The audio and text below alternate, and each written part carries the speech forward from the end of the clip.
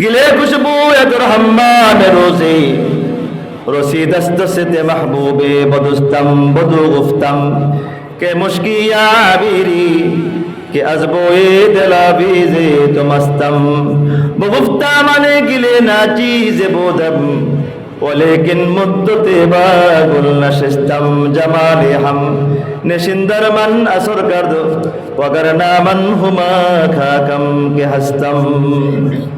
আল্লামা সিকসাদি বলেন, আমি একদিন ফুলের চাকা মাটির চাকা দেখলাম, সেখানে আমি তাকে জিজ্ঞেস করলাম বধু বধু গুফতামে কে মুশকিয়া বেরি, আমি ফুল মাটির চাকারে বললাম মাটির চাকারে তুমি মেশকো নাম পর, মাটি আমারে জবাব দে বধু গুফতাম কে মুশকিয়া আবিরি কে আসবোয়ে দালাবিজে তুমাস্তাম। এরে মাটির চাকারে তোমার ভিতরে গ্রাম করতে গিয়ে আসছে, এত সুন্দর গ্রাম কোথা থেকে তুমি পেলে? এরে মাটি বলো তুমি মেশকো নাম পর। তিনি বলেন আল্লাহর কসম আমি শুনতে পেলাম মাটির জবানটা খুলে যায়, মাটি সঙ্গে সঙ্গে বলে বগুফতা মান গিলে না চিজে বোদাম। রে শেখসাদি আমি সাধারণ মাটির চাকা ছাড়া কোনো কিছুই না, বলে কিন মধ্যতে বাগুল নাশিস্তাম, কিন্তু দীর্ঘদিন পর্যন্ত আমি ফুলের বাগানে বসা ছিলাম। जमाले हमने शिंदर मन असर कर दो, जमाले हमने शिंदर मन असर कर दो वगर नामन हुमा खाकम के हस्तम। ফুলের সৌরভতা বাতাসের স্নিগ্ধতা বারবার বারবার গায়ে লাগছে, ফুলের পাপড়িগুলো বারবার আমার গায়ে লাগছে দীর্ঘদিন ফুলের বাগানে বসে থাকার কারণে। এক পর্যায়ে আমিও মাটিটা সাধারণ মাটিটা ফুলের সুবাসে সুবাসিত হয়ে গেলাম। এজন্য আল্লাহ সুবহানাহু ওয়া তাআলা বলে বান্দা যারা তারা বন্ধু বানাও না, বানালেই কিন্তু মুসিবত আছে।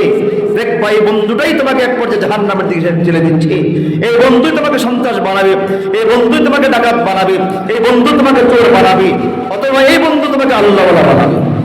যারা তারা বন্ধু বানাও আল্লাহ তাআলা এই জন্য আজকে যে আয়াত তেলাওয়াত করেছে, আল্লাহ বলে বান্দা যদি যারা তারা বন্ধু বানাও তাহলে কি হবে বলো শোনো। আল্লাহ তাআলা বলে ইয়াউমা ইয়া'আদ্দুজ জালিমু আলা ইয়াদাইহি يقول يا ليتني اتخذت مع الرسول سبيلا يا ويلتى ليتني لم اتخذ فلانا خليلا لقد اضلني عن الذكر بعد إذ جاءني وكان الشيطان للإنسان خذولا। আল্লাহ তাআলা বলে বান্দারে যে তার যারা তারা বন্ধু বানাও বিচারের ময়দানে মাহশারে এই বন্ধুর কারণে নিজের হাত কামড়ে কাটবে, নিজের হাত কামড়াবে।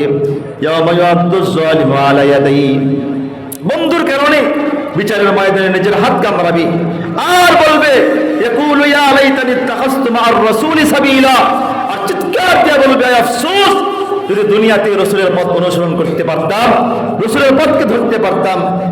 এরপরে কি বলবে ইয়া ওয়াইলাতা লাইতানি লাম আত্তাখিয ফুলানান খলিলা, আয় আফসোস আফসোস কেন দুনিয়ার জমিনে অমুককে বন্ধু বানাইলাম, অমুককে বন্ধু বানাইলাম না। এটা বলে বলে আফসোস করবে, কান্নাকাটি করবে বান্দা। সাবধান সাবধান যারে তারে বন্ধু বানাইও না। ইয়াউমা ইয়া'আদ্দুজ জালিমু আলা ইয়াদাইহি ইয়াকুলু ইয়া লাইতানি ইত্তাখাযতু মা'আর রাসূলি সাবিলা ইয়া ওয়াইলাতা লাইতানি লাম আত্তাখিয ফুলানান খলিলা। উলামায়ে কেরাম বসা আছেন, মুফতি সাহেব তো পাশে বসা আছেন। ফুলান শব্দের অর্থ হলো অমুক, আল্লাহ তাআলা উব্বার নাম দেখে আনেন নাই, ফুলান বলে আল্লাহ তাআলা বলে দিলেন দুনিয়ার মানুষেরা সাবধান সাবধান উব্বার মতো হইও না, কোন আলেমের বিরুদ্ধে যেও না, আলেমের দুশমন হইও না। কারণ হলো যারা আলেম তারা আমার নবীর ওয়ারিস, তাদের বিরুদ্ধে অবস্থান নিও না। আল্লাহ বলে বান্দারে কিয়ামতের মাঠে রাসূল এই উকবা এবং তার সঙ্গীরা তার মতো যাদের চরিত্র এমন হবে যারা মানুষকে উলামায়ে কেরাম থেকে ধিক্কার দিবে, উলামায়ে কেরামদেরকে কষ্ট দিবে, জুলুম করবে, যারা এই মানুষগুলি কিয়ামতের ময়দানে সবাই চিল্লাইবে, নিজের হাত দিয়ে কামড়াবে। উকবা একজন দুইজন হবে না। শাপলা চত্বরে যারা আলেমদের বুকে গুলি করছে এরাও কামড়াবে, যারা হাফিজ কোরআনের বুকে পাড়া দিয়া গুলি করেছেন তারাও কামড়াবে। আল্লাহ বলে দুষ্টরে না না, এমন উকবা একজন দুইজন হবে না রে। আজকে বন্ধুত্বের কারণে দেখা যায় দোস্ত বন্ধু আমার সমাজের ভিতরে সঠিক মানুষ সত্য মানুষ থেকে পর্যন্ত মাতৃ দ্বিধা করে না, ঠিক কিনা ধরে বলেন। বন্ধুত্বের মান রক্ষা করতে গিয়া নেতার মান রক্ষা করতে গিয়ে নিরপরাধ আলেমকে গায়ে হাত তুলতে দেরি করে না, ঠিক কিনা জোরে বলেন? যেমন আওয়ামী লীগের আমলে দেখা গেছে কত মাহফিলে সত্য কথা বলার কারণে নেতারা আলেমদেরকে ধাক্কাও মারছে, লাত্তিও মারছে, ঘুষিও মারছে, জেলে ঢুকাইছে বন্ধুত্বর কারণে, ঠিক কিনা জোরে বলেন? আল্লাহ তাআলা বলে বান্দারে না না না দুষ্ট, ইয়াউমা ইয়াবদুজ জালিমু আলা ইয়াদাইহি, কিয়ামতের ময়দানে জালেমগুলো নিজের হাত কামড়াবে আর বলবে ইয়াকুলু ইয়া লাইতানি ইত্তাখাযতু মা'আর রাসূলি সাবিলা, আয় আফসোস দুনিয়ার জমিনে কেন রাসূলকে আমরা মানতে পারলাম না। ইয়াকুলু ইয়া লাইতানি ইত্তাখাযতু মা'আর রাসূলি সাবিলা, ইয়া ওয়াইলাতা লাইতানি লাম আত্তাখিয ফুলানান খলিলা, আয় আফসোস দুনিয়ার জমিনে অমুকরে কেন বন্ধু বানাইলাম, অমুকরে কেন বন্ধু বানাইলাম না, অমুকরে কেন বন্ধু বানাইলাম, অমুকরে কেন বন্ধু বানাইলাম না। এটা বলে বলে কামড়াবে, চিৎকার করবে আর বলবে লাকাদ আদাল্লানি আনিয যিকরি বাদা ইয জানি ওয়া কানা আশ-শাইতানু লিল ইনসানি খাযুলা। দোস্ত আমি আয়াতের তাফসীর যেদিন প্রথম দেখতেছিলাম আমি অনেক কেঁদেছি সেখানেই। দোস্ত বন্ধু আমার এই জালেমগুলি বলবে একজন দুজন জালেম হবে না, ফুলান একটা হলো দুনিয়াতে যে যার বন্ধু হবে সে তার অমত। তোমার বন্ধুকে অমুক আমার বন্ধু, তোমার বন্ধুকে মুফতি ইউসুফ সাহেব আমার বন্ধু, তোমার বন্ধুকে মুফতি আমজাদ সাহেব আমার বন্ধু, তোমার বন্ধুকে অমুক আমার বন্ধু। আল্লাহ বলে দুনিয়াতে যারে বন্ধু বানাইবা এই বন্ধুর কথা বলে চিৎকার করবে ইয়াকুলু ইয়া লাইতানি ইত্তাখাযতু মা'আর রাসূলি সাবিলা, ইয়া ওয়াইলাতা লাইতানি লাম আত্তাখিয ফুলানান খলিলা, আয় আফসোস কেন দুনিয়াতে অমুকরে বন্ধু বানাইলাম, অমুকরে বন্ধু বানাইলাম না, অমুকরে কেন বন্ধু বানাইলাম, অমুকরে বন্ধু বানাইলাম না। দোস্ত বন্ধু আমার তারপরে বলবে লাকাদ আদাল্লানি আনিয যিকরি বাদা ইয জানি, আয় আফসোস আমার ঘর পর্যন্ত আমার ফ্যামিলি পর্যন্ত হেদায়েত চলে এসেছিল, আমাকে বারবার সকালে দুপুরে রাত্রে বারবার বোঝাইছি। যেমন হুজুরে ফজরের পরে বোঝায় ভাইজান এমনটা করিয়েন না, এমন আমল করেন, এমন আমল করেন। আজকে যারা ফজরের পরে বসার পরও বয়ান শোনার পরে জুমার বয়ান শোনার পরও যারা আমল করতে পারেন না, এরাও বিচারের ময়দানে হাত কামড়াবে, আহা আমার ঘরের পাশে তো হেদায়েত এসে গিয়েছিল আমি গ্রহণ করতে পারি নাই। লাকাদ আদাল্লানি আনিয যিকরি বাদা ইয জানি, ঠিক আছে না? লাকাদ আদাল্লানি আনিয যিকরি বাদা ইয জানি, আমার কাছে হেদায়েত এসে গিয়েছিল, জিকির এসে গিয়েছিল। হুজুররা বারবার বোঝাইছে, খতিব সাহেব বারবার বোঝাইছে ভাই এমনটা করিয়েন না, সুদ খাইয়েন না, ঘুষ খাইয়েন না, ভাই মেয়েকে বেপরদা রাখেন না, হারাম কাজে চইলেন না। এটা বারবার বলছি কিনা জোরে বলেন? দোস্ত বন্ধু আমার এমন অনেক লোক আছে, অনেক মুসল্লি আছে আট কাতের নামাজ পড়ে, কিন্তু দেখা যায় খতিব সাহেব বা ইমাম সাহেব যা বয়ান করে সে মাঝে মাঝে মুখ বাঁকা করে হুজুরের কত কথাই কয়, ঠিক কিনা জোরে বলেন? হুজুররা কি দুনিয়ার ভাও বোঝে? হুজুররা বোঝে না, এরা সব বোঝে। হুজুররা যা বোঝে অর্ধেক আপনারা বোঝেন না, কিন্তু হুজুররা আল্লাহর ভয়ে গুনাহ করে না, ঠিক কিনা জোরে বলেন? অনেক হুজুররা বোঝে। দোস্ত বন্ধু আমার আয়াত যখন নাজিল হলো সাহাবীরা বললেন ইয়া রাসূলুল্লাহ, তাইলে বন্ধুর কারণে যদি বিচারের ময়দানে হাত কামড়াইতে হয়, বন্ধুর কারণে বিচারের ময়দানে হাত কামড়াইতে হয়, আফসোস করতে হয়, জাহান্নামে যাওয়া লাগে, তাইলে বন্ধু বানাবো কারি? রাসূল বললেন 3 গুণ যার ভিতরে পাইবা তারে বন্ধু বানাও। কয় গুণ ধরে বলেন? কয় গুণ? 1 নাম্বার গুণ যাক্কারাকুম বিল্লাহি রুয়াতুহু, 1 নাম্বার তারে বন্ধু বানাও যারে দেখলে আল্লাহর কথা মনে পড়ে যায়। কথা কেন বুঝেন না? মনে 1 নাম্বার তারে দোস্ত বানাও, বন্ধু বানাও, যাক্কারাকুম বিল্লাহি রুয়াতুহু, যারে দেখলে আল্লাহর কথা মনে পড়ে যায়। দোস্ত আজকে তো আমাদের এমন বন্ধু বানাইছি যারা দেখলে বিড়ি খাইতে মন চায়, দোস্ত একটা বিড়ি আছে, সিগারেট আছে,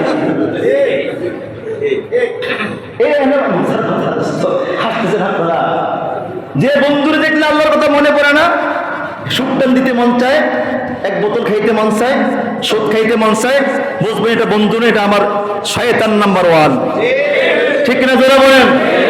যারে বন্ধু দোস্ত দোস্ত দিগায় সিগারেট আছে নি একটা দেশ না, খাই সুটটান মারি, তাইলে বোঝা গেল যারা দেখলে বিড়ি খাইতে মন চায়, সিগারেট খাইতে মন চায়, এটা আমার দোস্ত না, ঠিক কিনা জোরে বলেন? শত্রু।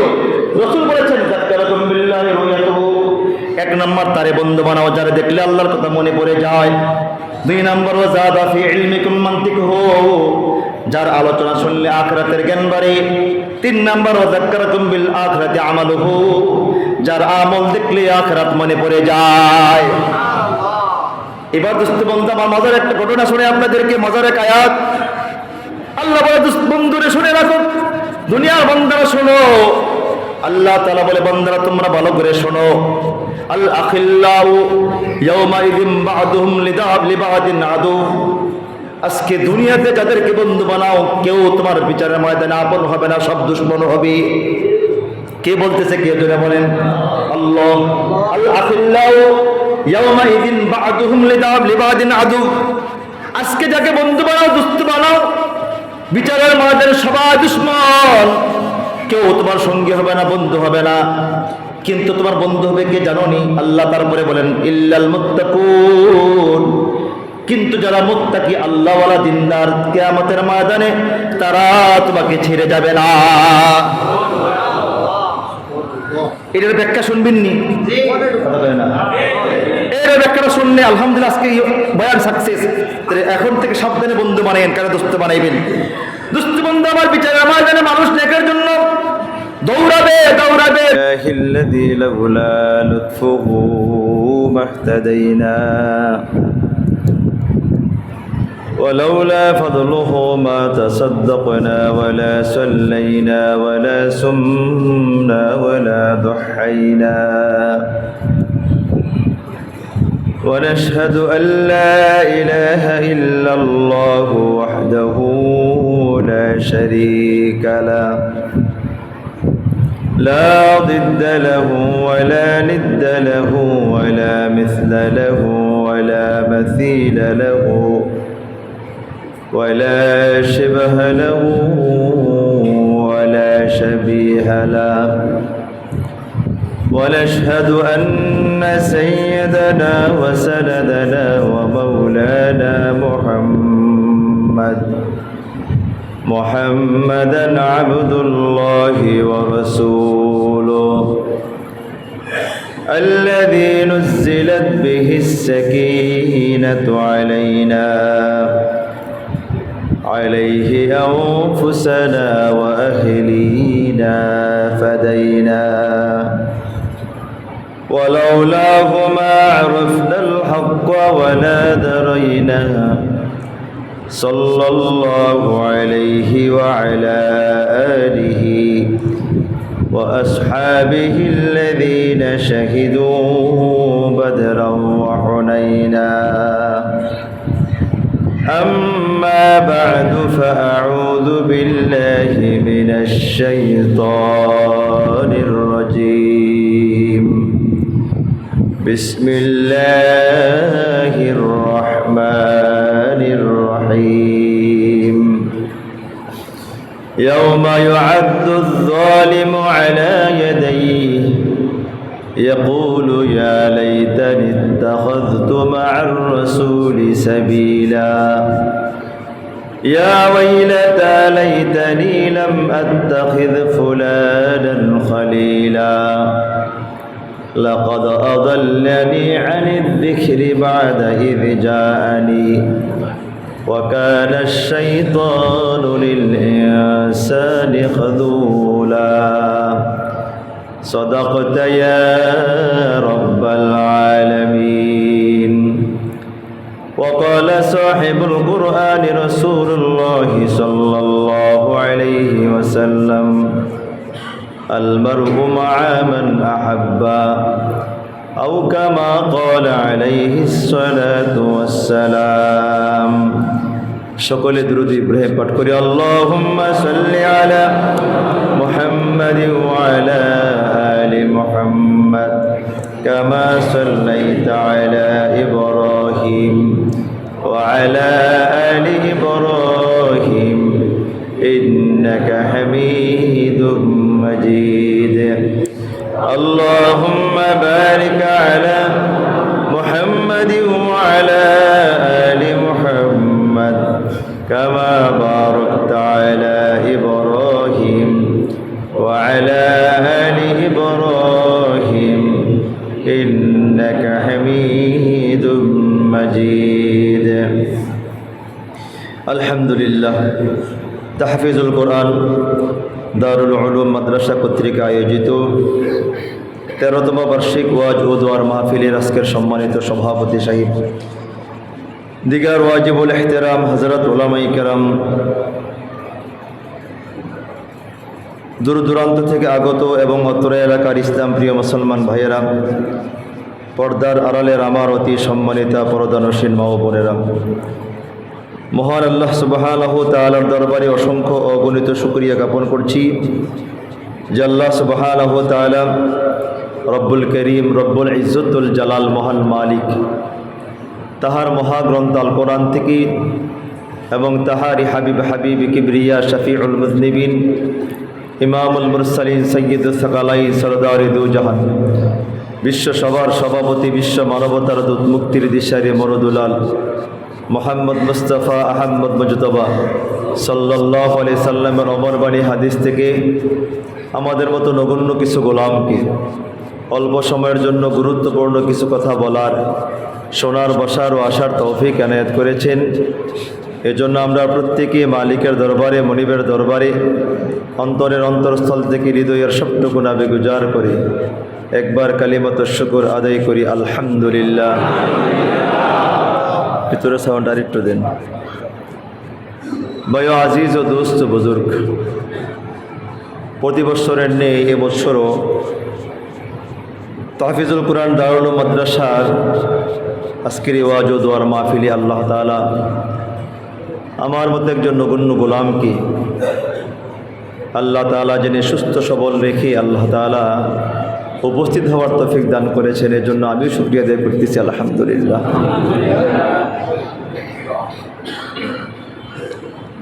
আল্লাহ সুবহানাহু ওয়া তাআলা মানুষকে সৃষ্টি করেছেন। সৃষ্টি করার পরে আল্লাহ তাআলা এই পৃথিবীতে মানুষ চলতে গিয়ে, তার জীবন যাপন করতে গিয়ে তার একজন সঙ্গী দরকার, বন্ধু দরকার। এটা আল্লাহ তাআলা ভালো করে জানেন যে পৃথিবীতে মানুষ একা একা চলতে পারে না। যে ব্যক্তি একা একা চলে সে সুস্থ মস্তিষ্কের মানুষ না। পৃথিবীতে একমাত্র একা চলতে পারে যারা পাগল, ঠিক কিনা জোরে বলেন। মানুষ বলে কিরে লোকটা দিয়ে একা একা হাঁটতেছে, ভাই তার সিরা মাথা ঠিক নেই, পাগল। তো আল্লাহ তাআলা ভালো করে জানেন পৃথিবীতে একা একা চলা যায় না। প্রথমত তার একটা সঙ্গী লাগে, দুই নাম্বার তার বন্ধু লাগে। সঙ্গী বন্ধু দুইটাই লাগে।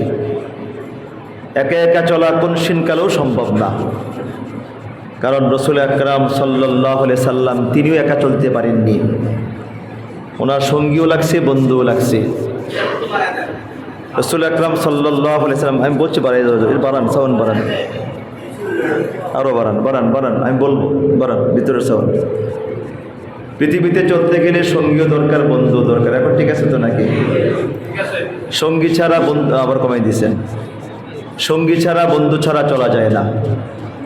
আল্লাহ রাসূল সাল্লাল্লাহু আলাইহি সাল্লামের সঙ্গী ছিল আম্মাজান খাদিজা রাদিয়াল্লাহু তাআলা আনহা। এই সঙ্গীর কারণে তিনি দ্বীনের বড় খেদমত করতে পেরেছেন। বন্ধু ছিলেন অনেক, একজন দুইজন বন্ধু ছিলেন না, অনেক বন্ধু ছিল। এর ভিতরে বিশেষ বন্ধু ছিল আবু বকর সিদ্দিক রাদিয়াল্লাহু তাআলা আনহু। বন্ধু সঙ্গী ছাড়া পৃথিবীতে কেউ চলতে পারে না, কারো দ্বারা চলা সম্ভবপর নয়। এই জন্য দোস্ত বন্ধু আমার, আল্লাহ তাআলা সঙ্গী যে লাগবে এটা আল্লাহ ভালো করে জানেন। এই জন্য আল্লাহ তাআলা জান্নাতের ভিতরে আদমকে যখন আল্লাহ সৃষ্টি করেছেন, জান্নাতের নাজ ও নিয়ামত ভরপুর, এত নাজ ও নিয়ামত আল্লাহ বানাইছেন জান্নাতের ভিতরে।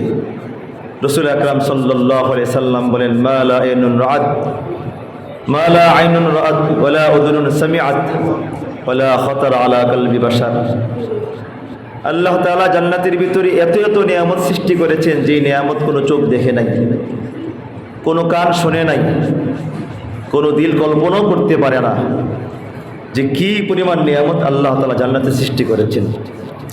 আল্লাহ রাসূল সাল্লাল্লাহু আলাইহি সাল্লাম মেরাজ থেকে আসার পরে সাহাবীদেরকে বলেন, সাহাবীরা, আমি জান্নাতে যাওয়ার পরে জান্নাতের যে নাজ ও নিয়ামত দেখেছি, এই সমস্ত নাজ ও নিয়ামতের 100 ভাগের 2 ভাগ আমি তোমাদের সামনে পেশ করতে পেরেছি। আরও 98 ভাগ রয়ে গেছে, যেগুলো আমি বলে শেষ করা সম্ভব নয়। তো এই 2 ভাগ যা হাদিসে কোরআনে আসছে, আমি তো মাঝে মাঝে বলি যে 2 ভাগ যদি আল্লাহ তাআলা দয়া করে দেয় তো আর কিছু লাগবে না। দোস্ত বন্ধু আমার, এই জন্য আদম আলাইহিস সালামকে আল্লাহ তাআলা জান্নাতে দেওয়ার পরে আল্লাহ বললেন যে আদম, জান্নাত তোমার, এই পুরা জান্নাতে তুমি একা, আর কেউ নাই। তো আদম আলাইহিস সালাম জান্নাতের নাজ ও নিয়ামত, সুখ শান্তি সব ভোগ করতেছেন, কিন্তু ওনার মনটা বড় খারাপ, দিলটা বড় খারাপ। সারাদিন মন মরা নিয়ে বসে থাকি, সারাদিন কি যেন নাই, কি যেন নাই, কি যেন নাই, কি যেন নাই, একা একা, ভাল লাগে না, নিঃসঙ্গ জীবন, অস্থির অস্থির ভাব। এত নিয়ামত, সাহাবী ফেরেশতারা আছেন, চতুর্মুখী খেদমতের অভাব নাই, এক এক খাবার, এক এক ফলের স্বাদ, একবার কামড় দিয়ে এক স্বাদ, আবার কামড় দিয়ে আরেক স্বাদ, একই ফলের ভিতরে রকমারি স্বাদ, হাজারবার নয়, অসংখ্যবার, অগণিতবার স্বাদ। এক স্বাদ যেইবার একবার 80টা, দ্বিতীয়বার আবার কমাইতেছেন, বাড়াইতেছেন, বাড়ান না দোস্ত, আমি বলবো তো। এক স্বাদ একবার যেটা 80, এই স্বাদটা আর দ্বিতীয়বার আসে না। এমন না জনে আরেকটু বাড়ান, না জনে এমন ভরপুর এক জান্নাত। এই জান্নাতের ভিতরে উনি অশান্তি, শান্তি নাই, শুধু পেরেশানি, শুধু পেরেশানি। আল্লাহ সুবহানাহু ওয়া তাআলা কা আদম, জান্নাতে এত বড় নিয়ামত থাকার পরও তোমার মনটা খারাপ কেন? তো তিনি বলতেছে, আল্লাহ কেন খারাপ এটা আমি নিজেও জানি না। কথা বোঝেন না নাকি? খারাপ কেন আমি নিজেও জানি না। তা আল্লাহ তো সব জানেন। তা আল্লাহকে একটা সঙ্গী দরকার না, সঙ্গী ছাড়া চলা যায় না। সারাদিন আদম খায় আর এক জায়গায় বসে থাকে, এদিক সেদিক তাকায়, কি যেন নাই, কি যেন নাই, কি যেন নাই, সব আছে তারপরও নাই, একটা নাই। আল্লাহ তাআলা শেষ পর্যন্ত আদমের চোখে ঘুম পাড়াইলেন। অতঃপর আল্লাহ তাআলা আদমের এই বাম পাজর থেকে আম্মাজান হাওয়া আলাইহিস সালাতু ওয়াস সালামকে সৃষ্টি করলেন। সৃষ্টি করে ওনাকে একদম বধূ বেশে, একদম ঘুমটা পরাইয়া, এই সামনে, এই যে ঘুমটা পরায়, এটা সামনে, এটা আদমের, আমাদের আম্মা জানেন, এটা সুন্নত। ওনার ঘুম জান্নাতি পোশাক পরাইয়া, ঘুমটা পরাইয়া, চেহারা ঢাইকা, শুধু হাতটি খোলা রেখে এইভাবে হাত খোলা রেখে একদম জান্নাতি রঙে সাজাইয়া ওনার সামনে বসাইছেন। আল্লাহ তাআলা ঘুম থেকে জাগাইছেন। অতঃপর তিনি ঘুম থেকে জেগেই সামনে দেখি একটা অদ্ভুত, জীবনে তো কোনোদিন দেখে নাই, নারী কি জিনিস, মহিলা কি জিনিস, জানেও তো না কি জিনিস এটা। এখন তিনি ভাবতেছেন, কি আশ্চর্য কথা, আমি যেমন সেও তো এমনই, দেখতে দেখা যায় এমনই, ঘটনাটা কি, এটা কি জিনিসটা কি? সবচেয়ে আশ্চর্যের বিষয় হলো, প্রতিনিয়ত প্রতি মুহূর্তে তার দিলটা সেদিকে আকর্ষিত হচ্ছে, আকর্ষণ লাগতেছে, বারবার বারবার তাকে ধরতে মন চায়, হাত বাড়াইতে মন চায়। দোস্ত, এখন দেখতেছে হাত তো আমার মতোই দেখা যায়, তাও তো আমার মতোই দেখা যায়, চেহারার ভিতরে কি আছে? এরপরে আল্লাহ তাআলা ঘুমটা খুললেন। ঘুমটা খোলার পরে তো আল্লাহ সবচেয়ে সুন্দর করে বানাইছেন আমাদের আম্মা জান হযরত হাওয়া আলাইহিস সালাতু ওয়াস সালামকে। সবচেয়ে সুন্দরী তিনি ছিলেন। আদম আলাইহিস সালাম ওনাকে দেখার সঙ্গে সঙ্গেই তো ওনার ধরতে মন চায়, হাত বাড়াইতে মন চায়। আল্লাহকে চোখ মাগনা না, মাগনা হবে না। আল্লাহ হাত যে বাড়াইতে মন চায়, ওরা ধরতে মন চায়, আল্লাহকে হ্যাঁ অনুমতি আছে, আগে মোহর আদায় করো, ওরে মোহর দিয়ে তারপরে ধরো। এখানে এটা বোঝার বিষয় হলো, আল্লাহ তাআলা আদমকে সৃষ্টি করার পরে 40 বছর পর্যন্ত ওনার মূর্তিটা আল্লাহ বানায় রাখছিলেন। রূহ ফুকেন নাই, একদম ল্যাংটা ছিল, কোনো পোশাক ছিল না, একবারে ল্যাংটা ছিল। কিন্তু আল্লাহ সুবহানাহু ওয়া তাআলা হাওয়াকে সৃষ্টি করার সঙ্গে সঙ্গে পোশাক দিয়া সাজসজ্জা করেছেন। মহিলা যে পর্দা, যে তাকে ল্যাংটা রাখা যায় না, তাকে উন্মুক্ত করা যায় না, তাকে আবৃত্ত করে রাখতে হয়, তা না হলে সমাজ বিশৃঙ্খল হয়ে যাবে, সমাজ নষ্ট হয়ে যাবে, মানুষ নষ্ট হয়ে যাবে। এই জন্য দোস্ত, এক মহিলার কারণে গোটা পৃথিবী ধ্বংস হতে পারে, পুরা দুনিয়া ধ্বংস হয়ে যাবে, সমাজ ধ্বংস হয়ে যায়, একটা ফ্যামিলি শেষ হয়ে যায় এক মহিলার কারণে। এই জন্য আল্লাহ তাআলা শুরুতে হাওয়াকে সৃষ্টি করার পরে আল্লাহ তাআলা শুরুতে তাকে পর্দা করাইছেন, তারে ল্যাংটা রাখেন নাই। সুবহানাল্লাহ। আমার দোস্ত, এখন আল্লাহ সুবহানাহু ওয়া তাআলা হাওয়াকে সৃষ্টি করার পরে এখন আদম আলাইহিস সালাম দুইজনই আর স্বামী স্ত্রী মিলে এবার কি আনন্দ! এখন আর তিনি বসে থাকে না, পুরা জান্নাতে ঘুরে ঘুরে বেড়াইতেছে। আল্লাহকে আদম কামটা কি হইল কেমন কত তো দেখি এখন দিয়ে আমার কত মনে নাই সঙ্গে পেয়ে গেছ আল্লাহ এটাই সমস্যাটা ছিল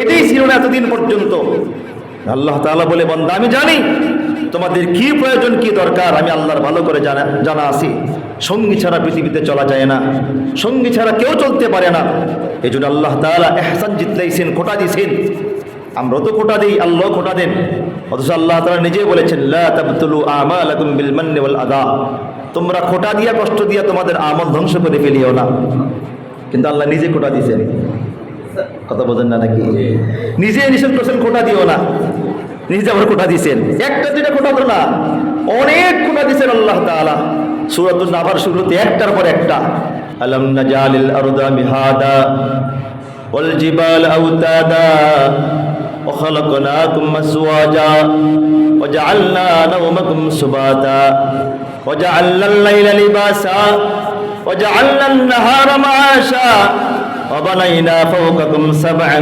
شدادا وجعلنا سراجا وهاجا وأنزلنا من المعصرات ماء سجاجا لنخرج به حبا ونباتا وجنات ألفافا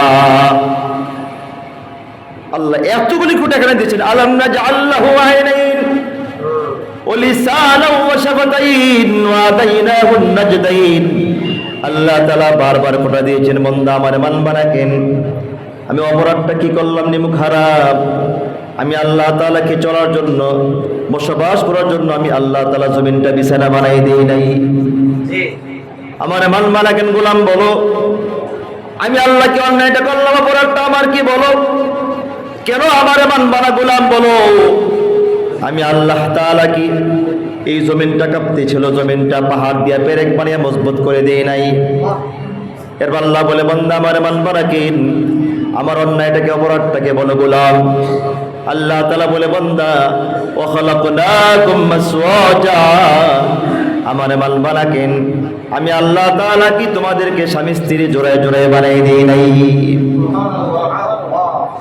কেন বানাইছে আমি আল্লাহ তাআলা শোনো ومن آياته أن خلق لكم من أنفسكم أزواجا لتسكنوا إليها আল্লাহ বলে আমার যতগুলি নিদর্শন রয়েছে কুদরত রয়েছে এর ভিতরে একটি নিদর্শন কুদরত হলো আমি আল্লাহ তাআলা তোমাদের প্রত্যেকের দেহ থেকে তোমাদের স্ত্রী বানাইছি কেন লিতাসকুনু ইলাইহা যাতে করে তোমরা তোমাদের স্ত্রীর কাছে গিয়ে শান্তি পাও লিতাসকুনু ইলাইহা যাতে করে তোমার স্ত্রীর কাছে গিয়ে শান্তি পাও এখন দোস্ত আমাদের স্ত্রীর কাছে শান্তি আছে নিকট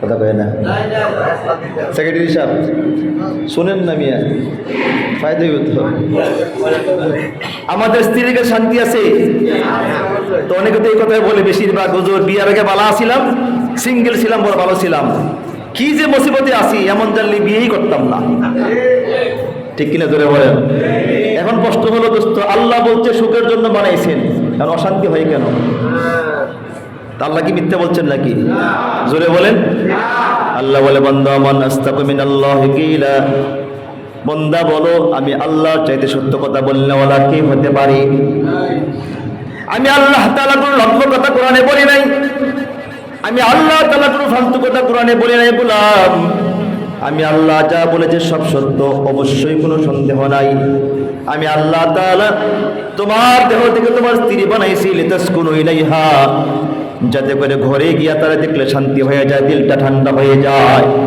কিন্তু দোস্ত বন্ধু আমার আজকে দেখা যায় আকসার ফ্যামিলি বেশিরভাগ শতকরা 99% ফ্যামিলিতে শান্তি নাই অফিস থেকে আসার পরে ঘরে ঢোকার পরে শরীর ফেন ফেনে আনি কাহা একবারে 8টার থেকে নিয়া একদম এসা পর্যন্ত অনেক শান্তিতে ছিলাম যে ঘরে ঢুকলাম তোর কালমুখ দেখা অশান্তি শুরু হয়েছে মন চায় না ঘরে আসতে ঠিক কিনা জোরে বলেন এটা হয় কেন তাহলে এখানে প্রশ্ন দাঁড়ায় তাইলে আল্লাহর কালাম সত্য আল্লাহর কালাম মিথ্যা হবে নাউজুবিল্লাহি মিন যালিক অথবা আপনার ফ্যামিলির সমস্যা আছে একটা তো হবে ঠিক কিনা জোরে বলেন তো আল্লাহ তাআলা মিথ্যা বলে না তো সমস্যা হয় কেন এই সম্পর্কে আল্লাহ সুবহানাহু ওয়া তাআলা রাসূল আকরাম সাল্লাল্লাহু আলাইহি ওয়াসাল্লামের জবানের মাধ্যমে তার সমাধান দিয়েছেন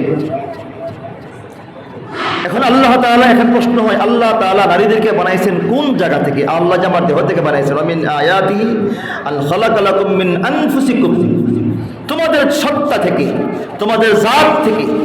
কিন্তু আল্লাহ উল্লেখ করেন নাই আমার এই দেহটার কোন জায়গা থেকে আল্লাহ বানাইছেন।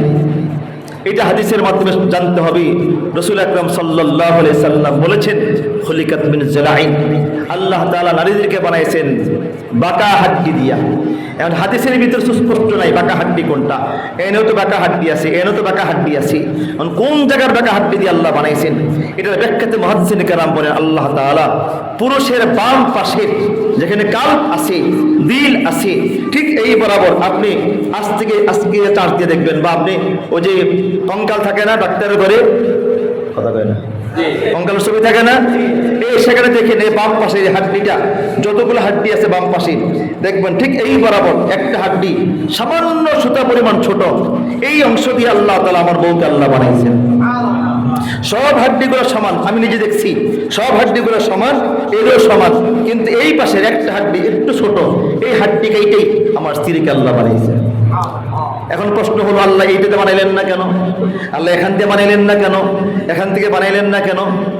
কো আল্লাহ বলে, বান্দা তুমি শোনো, তোমার স্ত্রীর মহব্বত এই শরীরের যে কোনো জায়গায় হবে না, তোমার স্ত্রীর মহব্বতটা হবে একদম কালবের ভিতরে, দিলের ভিতরে, মুখে মুখে না।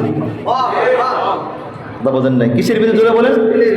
আজকে আমি দেখা যায় পরকিয়া করতে গেলে হেরে একদম দিলে জায়গায় দিই যে তুমি আমার দিলের অন্তরের একদম কলেজার টুকরা, ঘরে এলে বোর চেহারা দেখতে পারি না, ঠিক কিনা জোরে বলেন? তাকে যদিও ব্যবহার করি আমার যৌন চাহিদা মেটানোর জন্য ব্যবহার করি, কিন্তু মহাব্বত তো দিলের ভিতরে নাই, মহাব্বত মুখে মুখে একটু সময়টা পাস করার জন্য, তার সঙ্গে শারীরিক চাহিদা পুরা করার জন্য, শুধু তার সঙ্গে একটা ভালোবাসা, দিলের ভিতরে মহাব্বত নেই, না বুঝতে এমন হবে না, একদম জন্ম থেকে মৃত্যু পর্যন্ত। আল্লাহ বলে, বান্দা আমি জানি তোমার মহাব্বত ভালোবাসা থাকবে না, এক পর্যায়ে তো মহাব্বত আকর্ষণ বিকর্ষণে পরিণত হবে। আমি আল্লাহ তাআলা এক পর্যায়ে তোমার যৌবন না থাকার কারণে এক পর্যায়ে কিন্তু তোমার আকর্ষণ আর থাকবে না স্ত্রীর প্রতি, তখন বিকর্ষণে পরিণত হবে। আমি আল্লাহ তাআলা তখন কি করি? ওয়া জাআলা বাইনাকুম মাওয়াদ্দাতাও ওয়া রাহমা, আমি আল্লাহ তাআলা প্রথমে মহাব্বত তারপর রহমত ঢেলে দিই। বুড়া হওয়ার পরে দুইজনের মহাব্বত না, বুড়া হওয়ার আগ পর্যন্ত, যৌবন থাকা পর্যন্ত মহাব্বত থাকে, ভালোবাসা। বুড়ো হয়ে গেলে আল্লাহকে এবার আকর্ষণ টান আর থাকবে না, তখন তো ঝগড়া হওয়ার সম্ভাবনা আছে।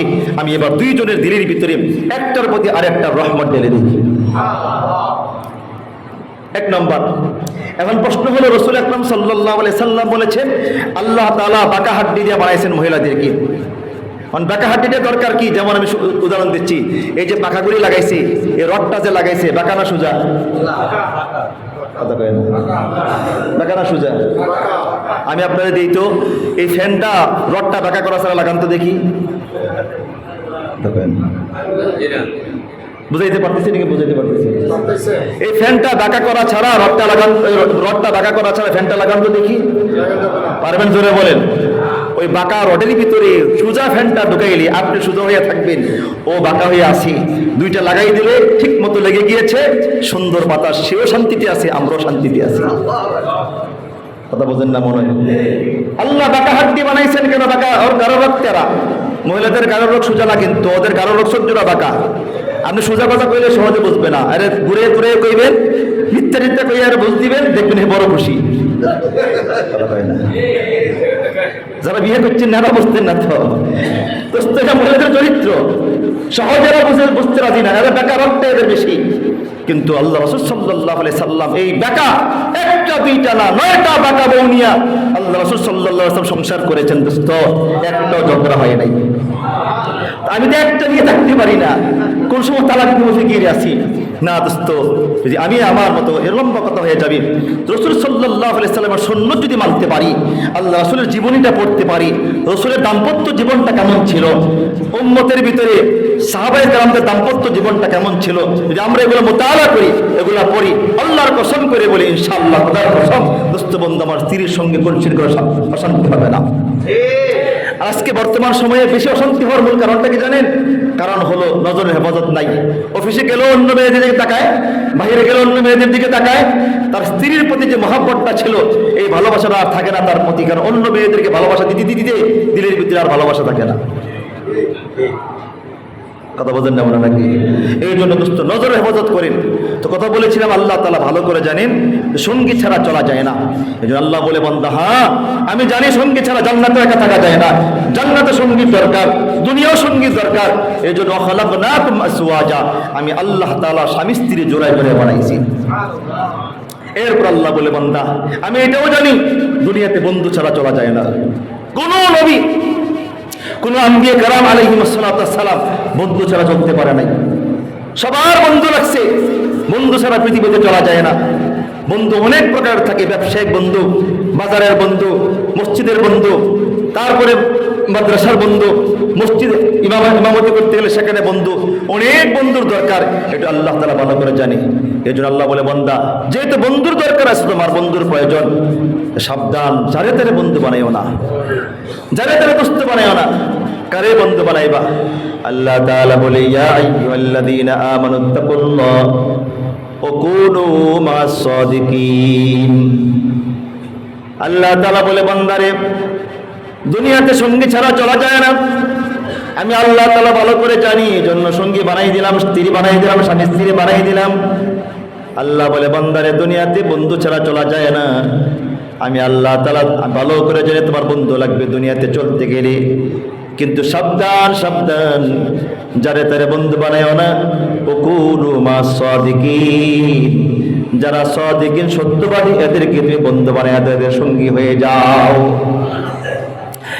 সাদিকিন শব্দের তাফসীরে যে কোনো তাফসীর আল্লাহ আমাকে দেখার সুযোগ করে দিয়েছেন, সবগুলির মাহাসিল হলো, সারমর্ম হলো যারা হক্কানি উলামায়ে কেরাম, তারা হলো আসল প্রকৃত বঙ্গে নেককার সালিহিন। ওকুনু মা'আস সাদিকিন, সাদিকিন শব্দের ব্যাখ্যায় মুফাসসিরিন কেরাম লিখেছেন হক্কানি আলেম যারা আছে তারা হলো সাদিকিন, তারা সত্যবাদী। আল্লাহ বলে যারা তারা বন্ধু বানায় না, যারা হক্কানি উলামায়ে কেরাম তাকে বন্ধু বানায় দাও। একটু পরে আলোচনা বিস্তারিত বোঝাবো ইনশাআল্লাহ। কারণ হলো আল্লাহ সুবহানাহু ওয়া তাআলা বলে বান্দা যদি বন্ধু যারা তারা বানাও, এই বন্ধু তোমাকে জান্নাতে নিয়ে যাবে, বন্ধু তোমাকে জাহান্নামে নিয়ে যাবে। এই বন্ধুই তোমাকে দুনিয়া ধ্বংস করবে, আখিরাত ধ্বংস করবে। এই বন্ধুই তোমাকে দুনিয়া কল্যাণকামী করবে, আখিরাত কল্যাণকামী করবে। এজন্য সাবধান, যারা তারা বন্ধু বানায় না। এই আয়াতের ব্যাখ্যা করতে গিয়া আমাদের মাদ্রাসার পাঠ্য বইয়ের ভিতরে গুলিস্তান একটা কিতাবের নাম আছে, হযরত শেখ সাদি রহমতুল্লাহ আলাইহি, তিনি মজার একটা ঘটনা এনেছেন। তিনি বলেন যে আমি একদিন গোসলখানায় ছিলাম, এই মুহূর্তে আমার বন্ধুর হাত মারফত একটি সুগন্ধিযুক্ত মাটির চাকা আমার হাতে আসলো। আসার পর মাটির চাকার এত সুগ্রাণ ছিল, মাটির চাকার গ্রাণে মাতোয়ারা হয়ে গেলাম, পাগল পারা হয়ে গেলাম। অতঃপর মাটির চাকাকে জিজ্ঞেস করলাম, মাটির চাকারে তুমি মেশকো না আম্বর? মাটির জবান খুলে যায়, মাটি আমাকে বলে সাদি আমি মেশকো না আম্বর না, তবে শোনো আমি কয়েকদিন ফুলের বাগানে বসা ছিলাম, ফুলের সৌরভতা, বাতাসের স্নিগ্ধতা বারবার আমার গায়ে লাগছে, ফুলের পাপড়িগুলি আমার গায়ে পড়ছে। দীর্ঘদিন ফুলের সঙ্গে সম্পর্ক হওয়ার কারণে ফুলের রঙে আমি রঙিন হয়ে গিয়েছি, ফুলের গ্রানে আমি সুবাসিত হয়ে গিয়েছি। গিলে খুশবু রহমান রোজে রসি দস্ত से महबूबे बदुस्तम बदु गुफ्तम के मुश्किया बीरी के अजबोए दलाबीजे तुमस्तम बगुफ्ता माने गिले ना चीज बोदम वलेकिन मुद्दते बागुल नशिस्तम जमाले हम निशिंदर मन असर कर दो वगर नामन हुमा खाकम के हस्तम। আল্লামা শেখ সাদি বলেন আমি একদিন ফুলের চাকা, মাটির চাকা দেখলাম, সেখানে আমি তাকে জিজ্ঞেস করলাম বধু গুফতামে কে মুশকিয়া বেরি, আমি ফুল মাটির চাকারে বললাম মাটির চাকারে তুমি মেশকো নাম পর, মাটি আমারে জবাব দে বধু গুফতাম কে মুশকিয়া বেরি কি আসবোয়ে দলা বিজে তুমস্তম, এর মাটির চাকারে তোমার ভিতরে গ্রাম করতে গিয়ে আসছে, এত সুন্দর গ্রাম কোথা থেকে তুমি পেলে? এরে মাটি বলো তুমি মেশকো নাম পর। তিনি বলেন আল্লাহর কসম আমি শুনতে পেলাম মাটির জবানটা খুলে যায়, মাটি সঙ্গে সঙ্গে বলে বগুফতা মান গিলে না চিজে বুদাম। রে শেখ সাদি আমি সাধারণ মাটির চাকা ছাড়া কোনো কিছুই না, বলে কিন মধ্যতে বাগল না সিস্তাম, কিন্তু দীর্ঘদিন পর্যন্ত আমি ফুলের বাগানে বসা ছিলাম। जमाले हम नशिंदर मन असर कर दो, जमाले हम नशिंदर मन असर कर दो वगर नामन हुमा खाकम के हस्तम ফুলের সৌরভতা, বাতাসের স্নিগ্ধতা বারবার গায়ে লাগছে। ফুলের পাপড়িগুলো বারবার আমার গায়ে লাগছে। দীর্ঘদিন ফুলের বাগানে বসে থাকার কারণে এক পর্যায়ে আমিও মাটিটা সাধারণ মাটিটা ফুলের সুবাসে সুবাসিত হয়ে গেলাম। এই জন্য আল্লাহ সুবহানাহু ওয়া তাআলা বলে, বান্দা যারা তারা বন্ধু বানায় না, বানালেই কিন্তু মুসিবত আছে। দেখ ভাই, বন্ধুটাই তোমাকে এক পর্যায়ে জাহান্নামের দিকে ঠেলে দিচ্ছে। এই বন্ধুই তোমাকে সন্ত্রাস বানাবে, এই বন্ধুই তোমাকে ডাকাত বানাবে, এই বন্ধু তোমাকে চোর বানাবে, অথবা এই বন্ধু তোমাকে আল্লাহওয়ালা বানাবে। যারা তারা বন্ধু বানায় আল্লাহ তাআলা এই জন্য আজকে যে আয়াত তেলাওয়াত করেছে, আল্লাহ বলে, বান্দা যদি যারা তারা বন্ধু বানাও তাহলে কি হবে বলো শোনো। আল্লাহ তাআলা বলে, ইয়াউমা ইয়া'আদ্দু যালিমু আলা ইয়াদাইহি ইয়াকুলু ইয়া লাইতানি ইত্তাখাযতু মা'আর রাসূলি সাবিলা ইয়া ওয়াইলাতা লাইতানি লাম আত্তাখিয ফুলানান খলিলা লাকাদ আদাল্লানি আনিয যিকরি বা'দা ইয জানি ওয়া কানা আশ-শাইতানু লিল ইনসানি খাযুলা। আল্লাহ তাআলা বলে, বান্দারে যে তার যারা তারা বন্ধু বানাও, বিচারের ময়দানে মাহশারে এই বন্ধুর কারণে নিজের হাত কামড়িয়ে কাটবে, নিজের হাত কামড়াবে। ইয়াউমা ইয়া'আদ্দু যালিমু আলা ইয়াদাইহি, বন্ধুর কারণে বিচারের ময়দানে নিজের হাত কামড়াবে আর বলবে, ইয়াকুলু ইয়া লাইতানি ইত্তাখাযতু মা'আর রাসূলি সাবিলা, আর চিৎকার দিয়ে বলবে, আফসোস যদি দুনিয়াতে রাসূলের পথ অনুসরণ করতে পারতাম, রাসূলের পথকে ধরতে পারতাম। এরপরে কি বলবে, ইয়া ওয়াইলাতা লাইতানি লাম আত্তাখিয ফুলানান খলিলা, আয় আফসোস আফসোস, কেন দুনিয়ার জমিনে অমুককে বন্ধু বানাইলাম, অমুককে বন্ধু বানাইলাম না। এটা বলে বলে আফসোস করবে, কান্নাকাটি করবে। বান্দা সাবধান সাবধান, যারে তারে বন্ধু বানাইও না। এই আয়াতের শানে নজুল কি, আয়াত নাজিল হলো কেন, এটা বললেই বুঝতে পারবেন বন্ধুত্ব কি জিনিস। রাসূল আকরাম সাল্লাল্লাহু আলাইহি সাল্লামের যারা দুশমন ছিলেন, সবচেয়ে ভয়ঙ্কর দুশমন যারা পৃথিবীতে ছিলেন রাসূলের জামানায়, তার ভিতরে অন্যতম একজন দুশমন ছিলেন, সবচেয়ে ভয়ঙ্কর দুশমন, উকবা ইবনে আবি মুঈত।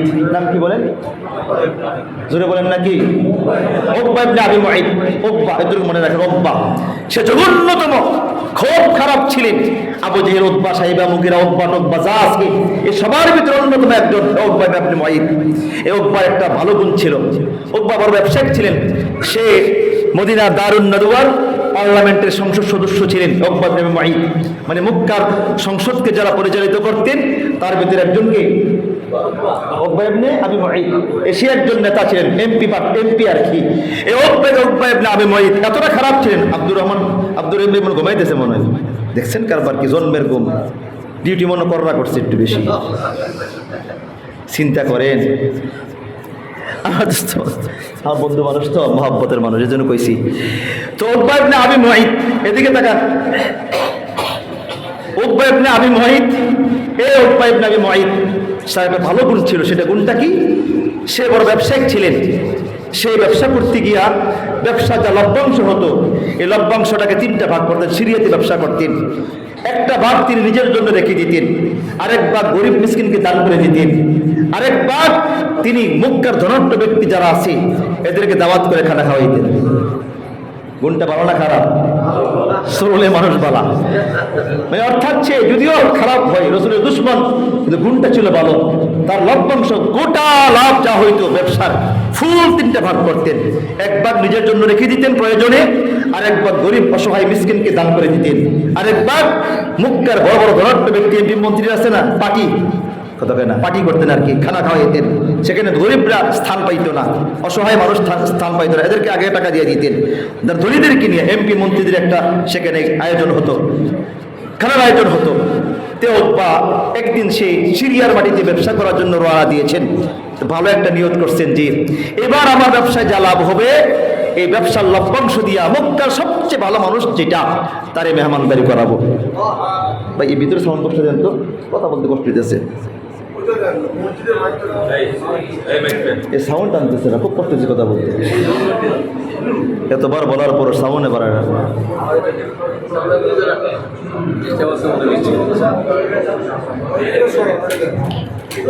এটা থাক, এটা বাইরের সাউন্ড লাগবে তো থাক। এটা আলহামদুলিল্লাহ, এখন বলতেছেন তো, আমারও কথা বলতে কষ্ট হইতেছে। উকবা ইবনে আবি মুঈত এবার সে নিয়ত করলেন, আমি এবার আমার লভ্যাংশে একটু কমাবো। হুজুর মুরব্বী মানুষ, আস্তাগফিরুল্লাহ আযীম। আমি কারোর চিনি না, কি করবো? সেক্রেটারি দিলেই সেক্রেটারি একদম আরো নষ্ট করে ফেলে, জানে না। সবচেয়ে বন্ধু মানুষ এগুলা। আমার দোস্ত বন্ধু, আমার একটু খেয়াল করেন বিষয়টা, খুব গুরুত্বপূর্ণ কথা বলতেছি, অত্যন্ত গুরুত্বপূর্ণ কথা বলতেছি, বড় ফায়দা হবে বুঝতে পারলে। আজকের আলোচনা যদি বুঝতে পারেন তাহলে আপনার জীবন ধন্য হবে ইনশাআল্লাহ। কোনো বানাওয়াটের কথা নয়। এই উকবা ইবনে আবি মুআইদ ওই নিয়ত করলেন, এবার আমার ব্যবসায় যা লাভ হবে এই লভ্যাংশ দিয়া, এদিকে লভ্যাংশ দিয়া আমার যা লাভ হবে, এবার লভ্যাংশ দিয়া মক্কার সবচেয়ে ভালো মানুষটা যিনি, সবচেয়ে ভালো লোকটা যিনি, এই তাকে আমি মেহমানদারি করাবো। নিয়তটা ভালো না খারাপ? নিয়ত করছে ভালো। আল্লাহ তাআলা এবার ব্যবসার ভিতরে এমন বরকত দিয়েছেন, এবার সে সিরিয়ার মাটিতে ব্যবসা করতে গিয়া এত পরিমাণ লাভ করছেন, তার 14 গোষ্ঠী বইয়া খাইল শেষ হইল না। হাইরে টাকা টাকা টাকা, দিনার দিরহামে ভরা ভরপুর দিনার দিরহাম। এবার টাকা পয়সা নিয়ে সিরিয়ার মাটি থেকে আসছি, রাতের বেলা স্ত্রীর সামনে একদম থলিয়া থেকে, চামড়ার থলিয়া ছিল, থলিয়া থেকে দিনার দিরহাম স্বর্ণ মুদ্রা একদম সেখানে ফেলছে। স্ত্রীর চোখ তুলছে কপালে, এত ব্যবসা। কারণ আছে কি? কারণ হইল এবার নিয়ত করছি আমি, এবার ব্যবসায় যা লাভ হবে, ব্যবসা দিয়া মক্কার সবচেয়ে ভালো মানুষ চিনি তারে মেহমানদারি করাবো। এই নিয়তটা করছি আমি। এই বলি স্ত্রীকে বললো, টাকা পয়সা রাখো, আগে পরামর্শ বসো, আগে নিয়তটা ঘোরা করে নিই, তারপরে বলবো। তো সবাই বসছে, স্বামী স্ত্রী ছেলে মেয়ে সবাই বসছে, যে মক্কার সবচেয়ে ভালো মানুষটাকে। তো স্ত্রীকে জিজ্ঞেস করে, স্ত্রী আমার বলো না, মক্কাতে তোমার দৃষ্টিতে সবচেয়ে ভালো মানুষটাকে? স্ত্রী কিছুই বলে না। মেয়েকে বললো, মা বলো না, মক্কার সবচেয়ে ভালো মানুষটাকে? মেয়েও কিছু বলে না। ছেলেকে বললো, বা বলো না রে বেটা, মক্কার সবচেয়ে ভালো মানুষটাকে? ছেলেও কিছু বলে না। তো বারবার জিজ্ঞেস করতেছে, বলো না কেন তোমরা, বলো তোমরা, মক্কার সবচেয়ে ভালো মানুষটাকে? আমার তো মান্যত পুরা করতে হবে। তারা খুব ভয় পেতেন, মান্যত পুরা না করলে যে ব্যবসা লস হইব, ভালো করে তারা জানতেন। মান্যত পুরা করতে হইব, বলো না কি? কেউ বলে না, একজন আওয়াজ করে না। তো স্ত্রী বলে, স্বামী আমার, স্ত্রী যদি পাওয়ার বেশি, স্বামী আমার, যদি আপনি আমাকে অভয় দেন, একদম নিশ্চিন্ত করে অভয় দেন যে আমি আপনাকে সত্য কথাটা বললে আপনি আমার মারতেন না, তাইলে আমি আপনার সত্য কথাটা কম। তো উকবা বললেন, বলো না, তোমার দিলে কি আছে বলো, সবচেয়ে ভালো মানুষটাকে? তো স্ত্রী বলে, স্বামী আমার, আমি আমার যুগ বিয়োগে বন্যা দেখছি, এই পর্যন্ত আমি হিসাব করছি মক্কাতে সবচেয়ে শ্রেষ্ঠ মানুষ, ভালো মানুষকে আমি মুহাম্মদকে ছাড়া দ্বিতীয় কাউকে দেখি না। সুবহানাল্লাহ, সুবহানাল্লাহ। মুহাম্মদকে ছাড়া দ্বিতীয় কাউকে দেখি না। এবার ছেলেকে, আব্বা জান, এটা আমার দিলেও আসিল, ভয়ে কই নাই। মেয়ে বলল, আব্বা জান, এটা আমার দিলেও ছিল, ভয়ে কই নাই। ওব্বা কয়, আমিও তো এড়িয়ে করি। তো নেতৃত্বের কারণে মানতে পারি না, নেতা হওয়ার কারণে সঠিকটা মানতে পারি না, ইসলাম বুঝতে পারি না, ইসলাম ধরতে পারি না, সত্যটা হইল বলতে পারি না। কথা বলেন না? পারিপার্শ্বিক সমস্যার কারণে যদিও ইসলাম আমি করি, মুসলমান হই, যদিও মুসলমান নামদারি, কিন্তু পারিপার্শ্বিকের কারণে সত্যটা বলতে পারি না। আছে কাছে না যারা বলেন, হ্যাঁ দোস্ত, আমি নেতা হয়ে কি করবো? আমি যে সত্য বলতে যাই, নেতৃত্ব ছুটে যাবো, আমার নেতৃত্ব আমার থাকবে না। এই জন্য মুহাম্মদকে মানলেই তো সত্য, আমার সত্যটা প্রকাশ পেয়ে যাবে, আমাদের নেতৃত্ব থাকবে না। এই জন্য মুহাম্মদকে মানতে পারছে না। কিন্তু তোমাদের কথাটাই সত্য, মুহাম্মদের চাইতে ভালো মানুষ, শ্রেষ্ঠ মানুষ পৃথিবীতে আর কেউ হতে পারে না। আল্লাহ সুবহানাহু ওয়া তাআলা নিজেই বলেছেন, দোস্ত, নুন ওয়াল কালাম ওয়া মা ইয়াসতুরুন। আল্লাহ তাআলা পূর্বের কোন নবীর আখলাকের প্রশংসা করতে গিয়ে আল্লাহ কসম কাট নাই। আল্লাহ তাআলা পূর্বের কোন নবীর আলোচনা করতে গিয়ে কসমকে আলোচনা করেন নাই। মুসা আলাইহিস সালাম পাওয়ারফুল নবী ছিলেন, ইব্রাহিম পাওয়ারফুল নবী ছিলেন, নূহ পাওয়ারফুল নবী ছিলেন, কিন্তু আল্লাহ তাআলা কারো ব্যাপারে আল্লাহ কসমকে আলোচনা করেন নাই। কিন্তু রাসূল আকরাম সাল্লাল্লাহু আলাইহি ওয়াসাল্লামের ব্যাপারে আল্লাহ তাআলা বলেন, দোস্তরি, আমি কসম খেয়ে বললাম, ইন্নাকা লাআলা খুলুকিন আযীম, আপনার চাইতে মহান চরিত্রবান আর কেউ হতে পারে না। এই জন্য দি 100 কিতাব বই লেখছে একটা খ্রিস্টান, এটা বইটা মার্কেটে আছে না? ওই বইয়ের প্রথম যে নামটা 100 জন মনীষীর ইতিহাস লিখছেন যিনি, লিখতে গিয়া আমাদের রসুলের নামটা সবার আগে আনছেন। ওনার নামে ইংল্যান্ডে মামলা হলো। পুরো ইংল্যান্ডবাসী, তখন সেখানে খ্রিস্টানের প্রভাব বেশি ছিল, সেই মুহূর্তে ইংল্যান্ডের আদালতে ওনাকে নেওয়া হলো। আদালতের ভিতরে স্লোগান দেওয়া হলো তার ফাঁসি চাই। আমরা খ্রিস্টান, আমাদের নবী হলো ঈসা আলাইহিস সালাম, তিনি আমাদের নবীদের নামটা প্রথমে না এনে মুহাম্মদের নামটা আনলেন কে? এরপরে আদালতের ভিতরে যখন রায় হবে, তখন তিনি আদালতে বললেন, মহামান্য আদালত, আমার একটা কথা আছে, আমি এই বই লিখতে গিয়া একজন দুইজন নয়, অসংখ্য মানুষের ইতিহাস তালাশ করেছি। আমি আল্লাহর কসম বলে, যীশু খ্রিস্টের কসম খেয়ে বলি, আল্লাহর কসম খেয়ে বলি, আমি অনেক চেষ্টা করেছি মুহাম্মদের নাম 2 নম্বর আনার জন্য, কিন্তু আমি পারি নাই। আমি দেখলাম প্রত্যেকটা মানুষের ইতিহাসে যে হোক না কেন তার কিছু না কিছু খুঁত আছে, সমস্যা আছে। মুহাম্মদ এমন একজন ব্যক্তি যার জীবনে খুদের লেশমাত্র পাওয়া যায় না। যদি আমি খ্রিস্টান, তারপর মুহাম্মদের নামটা 1 নম্বর আনতে বাধ্য হয়েছি। এই জন্য আল্লাহ সুবহানাহু ওয়া তাআলা বলেন, দোস্ত, ইন্নাকা লাআলা খুলুকিন আযীম, আমি কসম খেয়ে বলতেছি, আপনার চাইতে উত্তম চরিত্রবান আমি কাউকে বানাই নাই, আর কাউকে বানাই নাই। আমি আপনার চাইতে বড় সুন্দর কাউকে বানাই নাই। আমার দোস্ত বন্ধু, আমার উকবা ইবনে আবি মুঈত বলি, কি করবো, কি করবা, মান্নত পুরা করতে তো দাওয়াত দেওয়া লাগবে। তো রাসূল আকরাম সাল্লাল্লাহু আলাইহি সাল্লামকে দাওয়াত দিতে গেছে উকবা, সিবত রাসূলের সামনে যায় না। তো আল্লাহ রাসূল সাল্লাল্লাহু আলাইহি সাল্লাম উকবাকে দেখেই বললেন, উকবা, তুমি আমার কাছে আসছো? হ্যাঁ, একটা কারণ আছে। কারণটা কি? কারণটা হলো যে আমি মান্নত করেছিলাম, মান্নত পুরা করার জন্য, যে একবার সিরিয়ার মাটিতে যে ব্যবসা হবে, ব্যবসার যে লাভ হবে, এই লাভটা দিয়া মক্কার সবচেয়ে ভালো মানুষটা যিনি, তারে মেহমানদারি করাবো। তো তোমার চাইতে ভালো মানুষ কাউকে দেখি না। সুতরাং মান্নত পুরা করার জন্য এই আমার করে 4টা ডাল ভাত খাইবা, তুমি আগামী দিন আসবা। তো রাসূল বলেন, আমি একা না, আরো যারে মন চায় তারে নিয়ে আসো। তো উকবা বিশাল আয়োজন করছেন, বিশাল খারাপ আয়োজন করছেন। আয়োজন করার পরে উকবা এবার আল্লাহ রাসূল সাল্লাল্লাহু আলাইহি সাল্লাম খুশিতে তার বাড়িতে গেছেন। গিয়া তো সবার করে খাবার খাইতেন, ইসলামের দাওয়াতের উদ্দেশ্যে সবার করে খাবার খাইতেন। তো আল্লাহ রাসূল সাল্লাল্লাহু আলাইহি সাল্লাম খাবার খাইয়া খাবেন, শরীর বানাইছেন, গোশত আর রুটিতে শরীর বানাইয়া রাসূল মুখে দিবেন। এই মুহূর্তে আল্লাহ তাআলা রাসূলের দিলে আলকা করে দিলেন, মুহাম্মদ, আপনি তারে দাওয়াত দিয়ে আপনাকে দাওয়াত করলো, তার করে খানা খাইবেন, একটু দাওয়াত দিবেন না? হাদিসে আসছে আল্লাহ রাসূল সাল্লাল্লাহু আলাইহি সাল্লাম লোকমাটা এতটুকু আনছিলেন, তারপরে এখানে রেখে আল্লাহ রাসূল সাল্লাল্লাহু আলাইহি সাল্লাম লোকটা একবার এইভাবে এনে উকবাকে ডাকে, উকবা এদিকে আসো। উকবা আসছে, কি মুহাম্মদ কিছু বলবেন? হ্যাঁ, বলতে চাই। উকবা, তোমার পথ এক, আমার পথ এক, এটা হবে না। তোমার পথ এক, আমার পথ আরেক, এটা হবে না। তুমি থাকবে জাহান্নামে, আমি থাকবো জান্নাতে, এটা হবে না। তোমার মত হবে এক, আমার মত হবে আরেক, এটা হবে না। তো উকবা বলতে, আপনি কি বলতে চান? এ উকবা, আমি তোমার প্রস্তাব রেখেছি, তোমার আবেদনে সাড়া দিয়েছি, তোমার ডাকে সাড়া দিয়েছি, তোমার মেহমানদারি গ্রহণ করেছি। এই যে দেখো খানা এখানে আসে, উকবা, আমি চাই, আমি যেহেতু তোমার ঘরে খানা খাবো, আমি চাই তুমি আমার সঙ্গে একমত হয়ে যাও। আমি যে কালিমা নিয়ে পৃথিবীতে আসছি, কালিমা পড়ে ফেলো, আমি খুশি হব, তোমার খানা খাবো। আর যদি তুমি আমার প্রস্তাব মেনে না নাও, তাই লোকমায় যেখানে আছে এখান থেকে নিচের দিকে ব্যাক হয়ে যাবে, ফিরে যাবে, এটা মুখে ঢুকবে না। উকবা বলতেছে, মুহাম্মদ, সব মানা যায়, এটা সম্ভব না। আপনি ভালো করে জানেন আমি আপনার চরম দুশ্মন, তাকে মান্নত পুরা করার জন্য এখানে আনছি, এর বেশি কোনো কিছু না। আপনারে আমি আপনার এই কালমা করবো, আমি মুক্কার নেতা, এটা আমার দ্বারা সম্ভব না। রাসূল আকরাম সাল্লাল্লাহু আলাইহি সাল্লাম বলেন, তাইলে খাওয়া সম্ভব না। এটা বলি প্লেটে রেখে দিয়ে রাসূল বের হয়ে গেলেন। উকবা দেখতেছে সমস্যা 2টা। 1 নম্বর সমস্যা হলো তার মান্নত পুরা হচ্ছে না।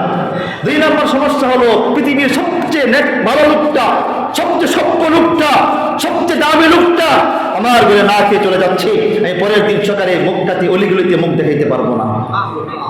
উকবা দৌড়ে বের হয়েছেন, মুহাম্মদ কি দাঁড়ান, মুহাম্মদ আপনার প্রস্তাবটাকে বলেন। বললাম তো আগেই, তুমি কালেমা পড়ো, মুসলমান হয়ে যাও, তাহলে তোমার ঘরে খাবার খাবো। উকবা বললেন, এটা বললে খাবার খাইবেন? বলে, হ্যাঁ, খাবার খাবো। উকবা বললেন, তাহলে শোনেন, আশহাদু আল্লা ইলাহা ইল্লাল্লাহ ওয়া আশহাদু আন্নাকা মুহাম্মাদুর রাসূলুল্লাহ। এটা বলার পর রাসূল আকরাম সাল্লাল্লাহু আলাইহি সাল্লাম খুশি হয়ে গেলেন, দৌড়ে সাহাবাদেরকে নিয়ে তার ঘরে গেলেন। এখন তো আর কাফেরের ঘর না, এখন তো সাহাবীর ঘর। প্রাণ ভরে খানা খাইলেন। ইতিহাস দেখেছি আল্লাহ রাসূল সাল্লাল্লাহু আলাইহি সাল্লাম ইতে পড়বে এত পেট পরে কখনো খাবার খান না, এত আনন্দে খাবার খাইলেন পেট পরে। খাবার খাওয়ার পর রাসূল আকরাম সাল্লাল্লাহু আলাইহি সাল্লাম চলে গেলেন, কিন্তু মুহূর্তের ভিতরে গোটা মক্কার ভিতরে সংবাদ ছড়িয়ে গেল, গরম খবর, গরম খবর। বলে কি খবর? উকবা মুসলমান। নেতা যত বড় খবর কি করে বলেন না, নেতা যত বড় খবর খুব তাড়াতাড়ি স্প্রিটে খবর, চতুর্দিকে খাবার, গরম খাবার। এ মক্কার লোকেরা সর্বনাশ, সর্বনাশ, উকবা মুসলমান। কাফেররা তো খুব দ্রুত ছড়াই দিছে। এই উকবার এক বন্ধু ছিল উবাই বিন খালাফ, উমাইয়া বিন খালাফের আপন ভাই উবাই বিন খালাফ, যে উমাইয়া বিন খালাফের কাছে যে বেলাল হাবশী রাদিয়াল্লাহু তাআলা গোলাম ছিলেন। দোস্ত, এই উবাই বিন খালাফ তার বন্ধু ছিলেন, যে এক সফরে রওনা দিয়েছিলেন। এই সংবাদটা তার কানে গেছে। কে চিৎকার করে বলতেছে, এ খবর, খবর, গরম খবর। বলে কি? মক্কার বড় নেতা উকবা ইবনে আবি মুঈত, সে মুসলমান। এবার এই উবাই বন্ধুটা সে গোড়ার লেগাম টেনে ধরে ঘুরাইয়া উকবার বাড়ির কাছে আসছে। আয়েশা বাইরে থেকে চিৎকার করছে, উকবা! বুঝলেন না গরম? উকবা বলছে, ইন্না লিল্লাহ। দোস্ত কে এই হলো নাকি? তো বেরে বলছে, কিরে চিল্লাস কেন সারের মতো? ও চিল্লাই মানি কি শুনতে পেলাম? তুই নাকি মুসলমান হয়েছ? দোস্ত একটু আস্তে কথা বল। হ্যাঁ মুসলমান হয়েছি। তো সমস্যাটা কি? সমস্যা মানে? আর তুই কি বলস? তোর সঙ্গে ঘুমাই, তোর সঙ্গে খাই, মদ খাইলে একসঙ্গে খাই, নেশা করলে একসঙ্গে করি, যা সব মিলিয়ে জিলে করি, চুরি বাটপারি করলে একসঙ্গে করি। একটা বার তোরে ছাড়া কোনো কাজ করি না, তোরে ছাড়া কোনো মশওয়ারা করি না, তোরে ছাড়া কোনো কিছুই করি না। অথচ তুই মুসলমান হয়ে গেলি, আমার সঙ্গে একবার পরামর্শ করলি না। কত তোরই কতটুক সময় তো আমি পাই নাই। বলে কেন? কত শোন, এই ঘটনা আমি নিয়ত করেছিলাম যে যদি এবার ব্যবসায় লাভ হয়, সবচাইতে মক্কার যিনি ভালো মানুষটা তাকে মেহমানদারি করে খাওয়াবো। আবার ব্যবসা এই পরিমাণ লাভ হয়েছে। আচ্ছা দোস্ত, একটা কানে কানে কথা কই, তুই শোন, সত্যি করে বলছেন মক্কাতে সবচেয়ে ভালো মানুষকে কোন লাগবে? মোহাম্মদ। তুমিও জানো, আমিও জানি, সবাই জানি। স্বার্থের কারণে মোহাম্মদকে মানতে পারে না, এটাই তো নাকি? নেতৃত্ব ছুটে যাবে এই জন্য শত্রুরা মানতে পারে না, এটাই তো নাকি? বলে হ্যাঁ। তো মোহাম্মদের এই আমার মান্যত পুরা করতে গিয়ে দোস্ত আমি পারি নাই, তারা খাওয়াইতে রাখছি, মুসলমান হওয়া লাগছে। বলে কেন? সে আমার ঘরে মুসলমান না হইলে খাইতে চায় না। এবার উবাই বলতেছে, উকবা দীর্ঘদিন বন্ধুত্ব ছিল, যেইটা আমার সঙ্গে মশওয়ারা করা চাতে মুসলমান হয়ে গেলি, তোর সঙ্গে বন্ধুত্ব এখানেই শেষ। মক্কার পার্লামেন্ট থেকে তোর সদস্যপদ বাতিল করে দিলাম। সেও আবার অনেক বড় নেতা ছিলেন। সে বললো, এখন থেকে তার কারোর সঙ্গে তোর বন্ধুত্ব না, যেহেতু তুই মুসলমান হয়ে গেছো, আমরা কাফের, আমরা আমাদের ধর্মের উপরে আছি, তুই মুসলমান, তোর সঙ্গে আমাদের আর কোনো সম্পর্ক নাই, এখন থেকে তুই আমাকে বন্ধু বলে ডাকবি না। আমি বিদায় নিয়ে চলে গেলাম। এটা বলি এই উবাই রওনা দিয়েছেন, গোড়ার লাগাম টেনে ধরে রওনা দিয়েছেন। এই মুহূর্তে উকবা দিলেন, ইন্না লিল্লাহি ওয়া ইন্না ইলাইহি রাজিউন। আমার তো বন্ধুত্ব চলে যাচ্ছে, বন্ধুত্ব নষ্ট হয়ে যাচ্ছে। এই বন্ধুত্ব তো ছাড়া যায় না, বন্ধুকে টিকাইতে গেলে আমার যা করার তা করতে হবে। এবার উকবা বলেন, উবাই দাঁড়া দোস্ত, একটু অপেক্ষা কর। না, তোর কোনো কথা শুনতে চাই। আরে দোস্ত শুনবি তো, একটু শুন কথা, তুই চলে যাস ভালো কথা, একটু শুনে যা আমার কথা। বলে কি? দোস্ত রে, কালমাত পড়ছি ঠিক, কিন্তু অন্তর দিয়া পড়ি নাই। কথা বলতেন না মনে? কালমা পড়ছি ঠিক, অন্তর দিয়া পড়ি নাই, আমি দিনের কালিমা পড়ি নাই। দোস্ত, আজকে আমাদের অনেক নেতারা টুপি মাথা দে, দিল দিয়া দেয়া, নামাজ পড়ে দিল দিয়া না, ঠিক না? ধরে বলে কারণ হলো মাঝে মাঝে নির্বাচন করতে গেলে মন্দিরে যাওয়া লাগে, মসজিদেও যাওয়া লাগে, রাম রাম কমন লাগে, সবই করা লাগে, ঠিক না? ধরে বলেন সবই করা লাগে। इस पर भी है, अल्लाह भी राजी रहे, भगवान भी नाराज ना हो। আল্লাহ भी राजी रहे, भगवान भी नाराज ना हो।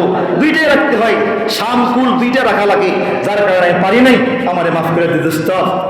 উবাই বলতেছে, উকবা তুই বাস্তবে সত্য করে বল, তুই কি দিলের কালমা পড়স? না দোস্ত, কারণ আমার ঘরে মোহাম্মদ না খেয়ে চলে যায়, এই জন্য কালমা না বললে সে খায় না, এই জন্য আমি মুখে মুখে কালমা পড়ছি, দিল দিয়ে পড়ি নাই। উবাই বললেন, তুই প্রমাণ পেশ করতে পারবি? হ্যাঁ এবার প্রমাণ পেশ করতে পারবো। কি প্রমাণ দেখতে চাস? আগামী দিন সকালবেলা আমরা সবাই তোরে সহ যাবো মোহাম্মদের দরবারে, তুই যে মুখ দিয়া কালিমা পড়ছে লা ইলাহা ইল্লাল্লাহ মুহাম্মাদুর রাসূলুল্লাহ, ঠিক এই মুখ থেকে থুতু বের করে মুহাম্মাদের মুখে মারবি। এই বন্ধুত্ব কি জিনিস দেখেন, বন্দুক কি করে, বন্ধু কোথায় নিয়ে যায়। দোস্ত এবার ওব্বা বলল, দোস্ত তুই এটা ব্যাপার হইল, মুহাম্মাদের মুখে থুতু মারার ব্যাপার হইল, চল সকালে তোরা দেখাবো। এবার ওব্বা, আবু জেহেল, উতবা, সাইবা, টাইয়া যা আছে সব রওনা দিয়েছে। আজকে ওবাই মুহাম্মাদের কালাম, ওব্বা মুহাম্মাদের মুখে থুতু নিক্ষেপ করবে, সবাই আনন্দে দৌড়াচ্ছে। আল্লাহ রাসূল সাল্লাল্লাহু আলাইহি সাল্লাম ফজর নামাজ পড়ার পরে আবু বকর, ওসমান, আলীকে নিয়ে আল্লাহ রাসূল সাল্লাল্লাহু আলাইহি সাল্লাম বের হয়েছেন। এই মুহূর্তের ভিতরে দোস্ত ওব্বা এবং তার অনুসারী যারা আছেন, অন্যান্য যারা আছেন তারা সবাই আসতেছে। তো রাসূল সাল্লাল্লাহু আলাইহি সাল্লাম বড় খুশি হয়েছেন। আলহামদুলিল্লাহ, গতকাল মনে হয় ওব্বা সবাইকে বোঝাইছে, আশা করা যায় সবাই মুসলমান হয়ে যাবে। তো রাসূল সাল্লাল্লাহু আলাইহি সাল্লাম আস্তে আস্তে হাঁটি হাঁটি পা পা করে করে হাসতে হাসতে খুশি খুশি সামনে গেলেন। ওব্বার মন বড় খারাপ, চেহারা একদম ফ্যাকাশে, একদম বিশ্রী চেহারা নিয়ে রাসূলের দিকে তীক্ষ্ণ নজরে তাকাইলেন। আল্লাহ রাসূল সাল্লাল্লাহু আলাইহি সাল্লাম বললেন, ওব্বা কোনো সুখবর আছে নাকি, এরা কি মুসলমান হবে? ওব্বা বলো, এরা কি মুসলমান হবে? তুমি এদেরকে বুঝাইছো রাতের বেলায়। আল্লাহ রাসূল সাল্লাল্লাহু আলাইহি সাল্লাম সহজে বুঝাইলেন। ওব্বা এক পর্যায়ে রাগ গুসা মাথায় নিয়া এক পর্যায়ে থুতুগুলি মুখে জমা করে থু করে রাসূলের মুখে মারলেন, আর বললেন, মুহাম্মদ এই কলমা কেমনে করো? মুহাম্মদ আমি তো তোমার কলমা তোমার মুখে দেওয়ার জন্য আসছি না, মুহাম্মদ তোর কলমা তুই নিয়ে যা। আল্লাহ রাসূলের পুরো চেহারা থুতুই ফ্যাকাশে হয়ে গেল, থুতু ভিজে গেল। আল্লাহ রাসূল সাল্লাল্লাহু আলাইহি সাল্লাম থুতু নিজের হাত দিয়া ধরে বললেন, ওব্বা কাজটা করলি কি ওব্বা? গতকাল তুই কালিমা পড়ে জান্নাতের মালিক হয়েছিলি, তুই এখন আমার মতো থুতু নিক্ষেপ করে জাহান্নামের মালিক হয়ে গেলি ওব্বা। আল্লাহ রাসূল সাল্লাল্লাহু আলাইহি সাল্লামের দিকে আল্লাহ রাসূল সাল্লাল্লাহু আলাইহি সাল্লাম আকাশের দিকে তাকায় বলে, আল্লাহ তুমি সব কিছু দেখতেছো, সব বিষয়গুলি আল্লাহ আমার উপরে কি করেছে, আরশে আজিমকে পেয়ে উঠেছে। রাসূল সাল্লাল্লাহু কাঁদতেছেন। এই মুহূর্তে আল্লাহ সুবহানাহু ওয়া তাআলা জিবরিলকে পাঠিয়ে বলে, দোস্ত একটু সবর করেন, এই আয়াতে আল্লাহ বলে, দোস্ত আপনি পেরেশান হবেন না, শুধু আজকে তো আপনাকে মুখে থুতু নিক্ষেপ করেছে, এমন জমানা আসতেছে শুধু থুতু নিক্ষেপ করবে না, আপনার উম্মতের উলামায়ে কেরাম যারা আছে এদেরকে জেলে ঢুকাইয়া টুকরা টুকরা করে রাখবে। কালিমা পড়ার কারণে, ইসলাম মানার কারণে আপনি থুতু নিক্ষেপ করেছে, অতটুক শেষ করেছে। দোস্ত এমন ওব্বা একজন দুইজন পৃথিবীতে আসবে না, দলে দলে আসবে, যুগে যুগে আসবে, কিয়ামত পর্যন্ত আসতে থাকবে। এই জন্য আল্লাহ সুবহানাহু ওয়া তাআলা রাসূলকে বলেন, দোস্ত না পেরেশান হইবেন না। এই ওব্বা সামনে দাঁড়িয়ে ছিল, জিবরাইল কোরআন তেলাওয়াত করতেছে, ইয়াউমা ইয়া'আদ্দু যালিমু আলা ইয়াদাই ইয়াকুলু ইয়া লাইতানি ইত্তাখাযতু মা'আর রাসূলি সাবিলা। দোস্ত শুনেন, আজকে যে ওব্বা আপনার মুখে থুতু নিক্ষেপ করেছে, এখানে মজার বিষয় মুফাসসিরে কেরাম বলেছেন, আল্লাহ তাআলা এখানে ওব্বার নামটা আনেন নাই, ওব্বার নাম আল্লাহ আনেন নাই, আম রেখেছেন। আল ইবরাতু লিউমুমিল লফজি লা লিখুসুসিস সাবাব। কোরআনের কোন আয়াত নাযিল হয় ব্যক্তি বিশেষ বা ঘটনা কেন্দ্রিক, কিন্তু তার হুকুমটা কিয়ামত পর্যন্ত আনেওয়ালা সবার জন্য। ওব্বার বিষয়টা আল্লাহ তাআলা গোপন রাখলেন। আল্লাহ বলেন, ইয়াউমা ইয়া'আদ্দু যালিমু আলা ইয়াদাই, ব্যক্তি বিশেষ আয়াত নাযিল হয়েছে, কিন্তু তার হুকুমটা কিয়ামত পর্যন্ত আনেওয়ালা সবার জন্য। আল্লাহ তাআলা বললেন, ইয়াউমা ইয়া'আদ্দু যালিমু আলা ইয়াদাই। দোস্ত আজকে ওব্বা আপনার মুখে তো নিক্ষেপ করেছে জালেমটা, ইয়াউমা ইয়া'আদ্দু যালিমু আলা ইয়াদাই, বিচারের ময়দানে জালেমটা নিজের হাত নিজে কামড়াবে, আর জুলুম করার কারণে নিজের হাত নিজে কামড়াবে, আর বলবি, ইয়াকুলু ইয়া লাইতানি ইত্তাখাযতু মা'আর রাসূলি সাবিলা। আয় আফসোস আফসোস, আমি কেন দুনিয়াতে রাসূলকে মানলাম না, তারপর ধরলাম না। এরপর আল্লাহ তাআলা বলে, এ ওব্বা একা নয়, দোস্ত একা না, ওব্বা নিজের হাত নিজে কামড়াবে, তার বন্ধুরও কামড়াবে, তার সঙ্গী তারাও কামড়াবে, এবং তার মতো ওব্বা যারা দুনিয়াতে আসবে তারাও কামড়াবে। আল্লাহ তাআলা তারপরে বলেন, ইয়াউমা ইয়া'আদ্দু যালিমু আলা ইয়াদাই ইয়াকুলু ইয়া লাইতানি ইত্তাখাযতু মা'আর রাসূলি সাবিলা ইয়া ওয়াইলাতা লাইতানি লাম আত্তাখিয ফুলানান খলিলা। উলামায়ে কেরাম বসা আছেন, মুফতি সাহেব তো পাশে বসা আছেন। ফুলান শব্দের অর্থ হলো ওমর। আল্লাহ তাআলা ওব্বার নাম দেখে আনেন নাই, ফুলান বলে আল্লাহ তাআলা বলে দিলেন দুনিয়ার মানুষেরা, সাবধান সাবধান, ওব্বার মতো হইও না, কোন আলেমের বিরুদ্ধে যেও না, আলেমের দুশমন হইও না। কারণ হলো যারা আলেম তারা আমার নবীর ওয়ারিস, তাদের বিরুদ্ধে অবস্থান নিও না। আল্লাহ বলে, বান্দারে কিয়ামতের মাঠে রাসূল এই উকবা এবং তার সঙ্গীরা তার মতো যাদের চরিত্র এমন হবে যারা মানুষকে ওলামায়ে কেরাম থেকে ধিক্কার দিবে, ওলামায়ে কেরামদেরকে কষ্ট দিবে, জুলুম করবে যারা, এই মানুষগুলি কিয়ামতের ময়দানে সবাই চিল্লাইবে, নিজের হাত দিয়ে কামড়াবে। উকবা একজন দুইজন হবে না। শাপলা চত্বরে যারা আলেমদের বুকে গুলি করছে এরা কামড়াবে, যারা হাফিজ কোরআনের বুকে পাড়া দিয়া গুলি করেছেন তারা কামড়াবে। আল্লাহ বলে দুষ্ট রে, না না, এমন উকবা একজন দুইজন হবে না রে। আজকে বন্ধুত্বের কারণে দেখা যায় দোস্ত বন্ধু আমার সমাজের ভিতরে সঠিক মানুষ সত্য মানুষটাকে পর্যন্ত মাতৃ দ্বিধা করে না, ঠিক কিনা ধরে বলেন? বন্ধুত্বের মণ্ডপ করতে গিয়া, নেতার মণ্ডপটা করতে গিয়া নিরপরাধ আলেমকে গায়ে হাত তুলতে দেরি করে না, ঠিক কিনা ধরে বলেন? যেমন আওয়ামী লীগের আমলে দেখা গেছে কত মাহফিলে সত্য কথা বলার কারণে নেতারা আলেমদেরকে ধাক্কাও মারছে, লাত্তিও মারছে, ঘুষিও মারছে, জেলে ঢুকাইছে বন্ধুত্বের কারণে, ঠিক কিনা জোরে বলেন? আল্লাহ তাআলা বলে বান্দারে, না না না দুষ্ট, ইয়াউমা ইয়াবদুজ জালিমু আলা ইয়াদাইহি, কিয়ামতের ময়দানে জালেমগুলো নিজের হাত কামড়াবে আর বলবে ইয়াকুলু ইয়া লাইতানি ইত্তাখাযতু মা'আর রাসূলি সাবিলা, আয় আফসোস দুনিয়ার জমিনে কেন রাসূলকে আমরা মানতে পারলাম না।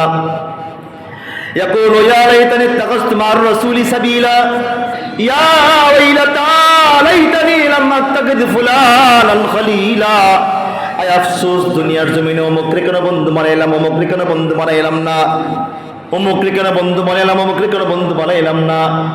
এটা বলে বলে কামড়াবে, চিৎকার করবে আর বলবে লাকাদ আদাল্লানি আনিয যিকরি বাদা ইয জানি ওয়া কানা আশ-শাইতানু লিল ইনসানি খাযুলা। দোস্ত আমি আয়াতের তাফসীর যেদিন প্রথম দেখতেছিলাম আমি অনেক কেঁদেছি সেখানেই। দোস্ত বন্ধু আমার এই জালেমগুলি বলবে একজন দুজন জালেম হবে না। ফুলান অর্থ হলো দুনিয়াতে যে যার বন্ধু হবে সে তার অমত। তোমার বন্ধুকে অমুক আমার বন্ধু, তোমার বন্ধুকে মুফতি ইউসুফ সাহেব আমার বন্ধু, তোমার বন্ধুকে মুফতি আমজাদ সাহেব আমার বন্ধু, তোমার বন্ধুকে অমুক আমার বন্ধু। আল্লাহ বলে দুনিয়াতে যারে বন্ধু বানাইবা এই বন্ধুর কথা বলে চিৎকার করবে, ইয়াকুলু ইয়া লাইতানি ইত্তাখাযতু মা'আর রাসূলি সাবিলা, ইয়া ওয়াইলাতা লাইতানি লাম আত্তাখিয ফুলানান খলিলা, আয় আফসোস কেন দুনিয়াতে অমুকরে বন্ধু বানাইলাম, অমুকরে বন্ধু বানাইলাম না, অমুকরে কেন বন্ধু বানাইলাম, অমুকরে বন্ধু বানাইলাম না। দোস্ত বন্ধু আমার তারপরে বলবে লাকাদ আদাল্লানি আনিয যিকরি বাদা ইয জানি, আয় আফসোস আমার ঘর পর্যন্ত, আমার ফ্যামিলি পর্যন্ত হেদায়েত চলে এসেছিল, আমাকে বারবার সকালে দুপুরে রাত্রে বারবার বোঝাইছি। যেমন হুজুরে ফজরের পরে বোঝায় ভাইজান এমনটা করিয়েন না, এমন আমল করেন, এমন আমল করেন। আজকে যারা ফজরের পরে বসার পরও বয়ান শোনার পরে, জুমার বয়ান শোনার পরও যারা আমল করতে পারেন না, এরাও বিচারের ময়দানে হাত কামড়াবে, আহা আমার ঘরের পাশে তো হেদায়েত এসে গিয়েছিল, আমি গ্রহণ করতে পারি নাই। লাকাদ আদাল্লানি আনিয যিকরি বাদা ইয জানি, ঠিক আছে না? লাকাদ আদাল্লানি আনিয যিকরি বাদা ইয জানি, আমার কাছে হেদায়েত এসে গিয়েছিল, জিকির এসে গিয়েছিল। হুজুররা বারবার বোঝাইছে, খতিব সাহেব বারবার বোঝাইছে, ভাই এমনটা করিয়েন না, সুদ খাইয়েন না, ঘুষ খাইয়েন না, ভাই মেয়েকে বেপরদা রাখেন না, হারাম কাজে চইলেন না। এটা বারবার বলছি কিনা জোরে বলেন? দোস্ত বন্ধু আমার এমন অনেক লোক আছে, অনেক মুসল্লি আছে আট কাতের নামাজ পড়ে, কিন্তু দেখা যায় খতিব সাহেব বা ইমাম সাহেব যা বয়ান করে সে মাঝে মাঝে মুখ বাঁকা করে হুজুরের কত কথাই কয়,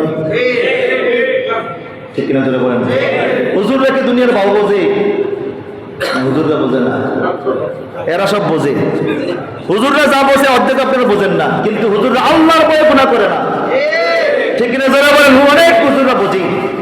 দোস্ত বন্ধু আমার আয়াত যখন নাজিল হলো সাহাবীরা বললেন ইয়া রাসূলুল্লাহ, তাইলে বন্ধুর কারণে যদি বিচারের ময়দানে হাত কামড়াইতে হয়, বন্ধুর কারণে বিচারের ময়দানে হাত কামড়াইতে হয়, আফসোস করতে হয়, জাহান্নামে যাওয়া লাগে, তাইলে বন্ধু বানাবো কারি?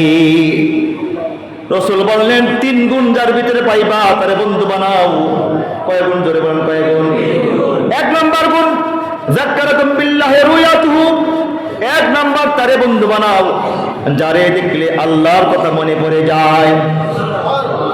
কথা কেন বুঝেন না? মনে 1 নাম্বার তারে দোস্ত বানাও, বন্ধু বানাও, যাক্কারাকুম বিল্লাহি রুয়াতুহু, যারে দেখলে আল্লাহর কথা মনে পড়ে যায়। দোস্ত আজকে তো আমাদের এমন বন্ধু বানাইছি যারা দেখলে বিড়ি খাইতে মন চায়, দোস্ত একটা বিড়ি আছে, সিগারেট আছে,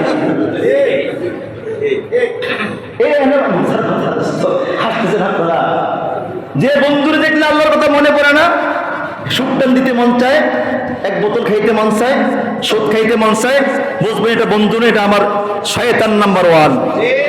ঠিক না জোরে বলেন?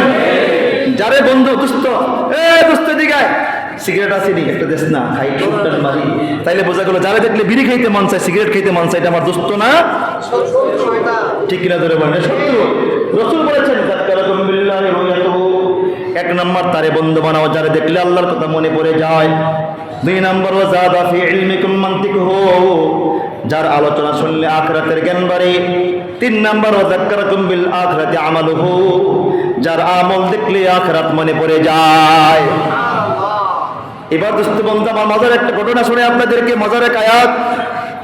আল্লাহ বলে দোস্ত বন্ধুরে শুনে রাখো, দুনিয়ার বান্দারা শোনো। আল্লাহ তাআলা বলে বান্দারা তোমরা ভালো করে শোনো। আল আখিল্লাউ ইয়াউমাইযিন বা'দুহুম লিবা'দিন আদু, আজকে দুনিয়াতে যাদেরকে বন্ধু বানাও কেউ তোমার বিচারের ময়দানে আপন হবে না, সব দুশমন হবে। কে বলতেছে? কে জোরে বলেন? আল্লাহ।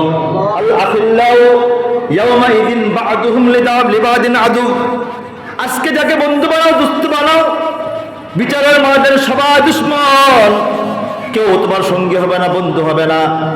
কিন্তু তোমার বন্ধু হবে কে জানো নি? আল্লাহ তারপরে বলেন ইল্লাল মুত্তাকুন, কিন্তু যারা মুত্তাকি আল্লাহওয়ালা দিনদার, কিয়ামতের ময়দানে তারা তোমাকে ছেড়ে যাবে না। এটার ব্যাখ্যা শুনবেন নি? এর ব্যাখ্যাটা শুনলে আলহামদুলিল্লাহ আজকে বয়ান সাকসেস। এখন থেকে সাবধানে বন্ধু বানাইন, কারণ দোস্ত বানাইবেন। দোস্ত বন্ধু আমার বিচারের ময়দানে মানুষ নেকের জন্য দৌড়াবে দৌড়াবে দৌড়াবে। এই মুহূর্তের ভিতরে আল্লাহ বলে না না না গোলাম, কেউ তোমার সঙ্গী হবে না, না বউ না জি, না ছেলে না মেয়ে, কেউ না। ইয়াউমা ইয়াফিরুল মারউ মিন আখি ওয়া উম্মিহি ওয়া আবি ওয়া সাহিবাতিহি ওয়া বানি লিকুল্লি ইমরিইম মিনহুম ইয়াউমাইযিন শাআনু ইউগনি। বিচারের ময়দানে সবাই পালাবে, মেয়ে পালাবে, ছেলে পালাবে, বউ পালাবে, সবাই পালাবে। একটা নেকের জন্য সবার কাছে যাবে, আপনজনের কাছে যাবে, কেউ কিন্তু তাকে সাড়া দিবে না, সাই দিবে না। তারপরে বন্ধুদের কাছে যাবে, বন্ধুরে দোস্তরে তোর জন্য কি না করেছিলাম, দোস্ত একটা নেক আমার দে। না না বন্ধু ছিল না, তুই আমার কিসে বন্ধু, এটা বলে সবাই পালাবি। আল্লাহ বলে কিন্তু সেই দিন যারা নেককার আল্লাহওয়ালা বন্ধু বানাইছো তারা পালাবে না। এই আয়াতের ব্যাখ্যাতে হাদিসে আসছে ক্বালা রাসূলুল্লাহ সাল্লাল্লাহু আলাইহি সাল্লাম ইয়াশফাউ ইয়াউমাল কিয়ামাতি সালাস আল আম্বিয়া সুম্মাল উলামা সুম্মাশ শুহাদা। কিয়ামতের ময়দানে 3 ব্যক্তিকে আল্লাহ তাআলা সুপারিশ করার জন্য আল্লাহ সুপার পাওয়ার দিয়ে দিবেন। 1 নাম্বার নবীগণ, 2 নাম্বার আলেমগণ, 3 নাম্বার শহীদগণ। দোস্ত বন্ধু আমার উলামায়ে কেরাম সুপারিশ করার অনুমতি পাওয়ার সঙ্গে সঙ্গে তাফসীর ইবনে মাজার হাদিসে আসছে একজন আলেম 7,10,000 জন মানুষকে, হক্কানি আলেম 7,10,000 জন মানুষকে সুপারিশ করে জান্নাতের ফয়সালা করবে। প্রথমে তার টার্গেট হবে তার মা বাপ। আমার মা বাপ কোথায়, যাদের উসিলা আলেম হইতে পেরেছি। তারপর তার কাছের মানুষরা আস্তে আস্তে এক পর্যায়ে বন্ধুদেরকে তালাশ করবে, আমার বন্ধুরা কোথায়, যারা আমাকে বন্ধু বানাইছেন। এবার এই মজার কথাটা দেখেন, তাফসীর মজা করে লিখেছেন দোস্ত। এবার ওই ব্যক্তি দৌড়াচ্ছে নেকের জন্য, খেয়াল করেন, ছেলেও দেয় না, মেয়েও দেয় না, কেউ দেয় না, সবাই পালাচ্ছে, সবাই দৌড়াচ্ছে, কোনো বন্ধু তো পরিচয় নাই। আরে দোস্ত মা বাপ তো স্বীকার করে না, তো বন্ধু তো আর আগে স্বীকার করবে না, ঠিক কিনা জোরে বলেন? এখন সে পেরেশান হয়ে দৌড়াবি। এই মুহূর্তে আলেম বন্ধু যিনি আছে তিনি কে ধরবে, আপনি আব্দুর রহমান না, কহ আপনি কে? আমি অমক। অমক আলেম বা বললো নেককার যিনি আল্লাহওয়ালা দিনদার ওর বুজুর্গ, সে বললো আমি তো অমক। তো বলতেছে কি তুমি পেরেশান কেন? ও ভাই, দুনিয়াতে ভাইয়ের জন্য অনেক কিছু করলাম, ভাইও পরিচয় দেয় না, মাও পরিচয় দেয় না, ছেলেও পরিচয় দেয় না, যে বউর জন্য ঘর বাড়ি সব সারলাম সেও পরিচয় দেয় না, একটা নেকের জন্য জাহান্নামে চলে যাচ্ছি। তুমি আমার দোস্ত হওয়ার পরে তিনি জাহান্নামে যাইবা কেন? চলো আমার সঙ্গে। বলছেন জোরে বলেন। এই কথা আল্লাহ তাআলা বলেন আল আখিল্লাউ ইয়াউমাইযিন বা'দুহুম লিবা'দিন আদু। কিয়ামতের ময়দানে সব বন্ধুরা ভাগবে, কেউ আপন হবে না, সবাই দুশমন হবে। ইল্লাল মুত্তাকুন, কিন্তু যারা আল্লাহওয়ালা বন্ধু হবে এরাই একমাত্র আপন হবে।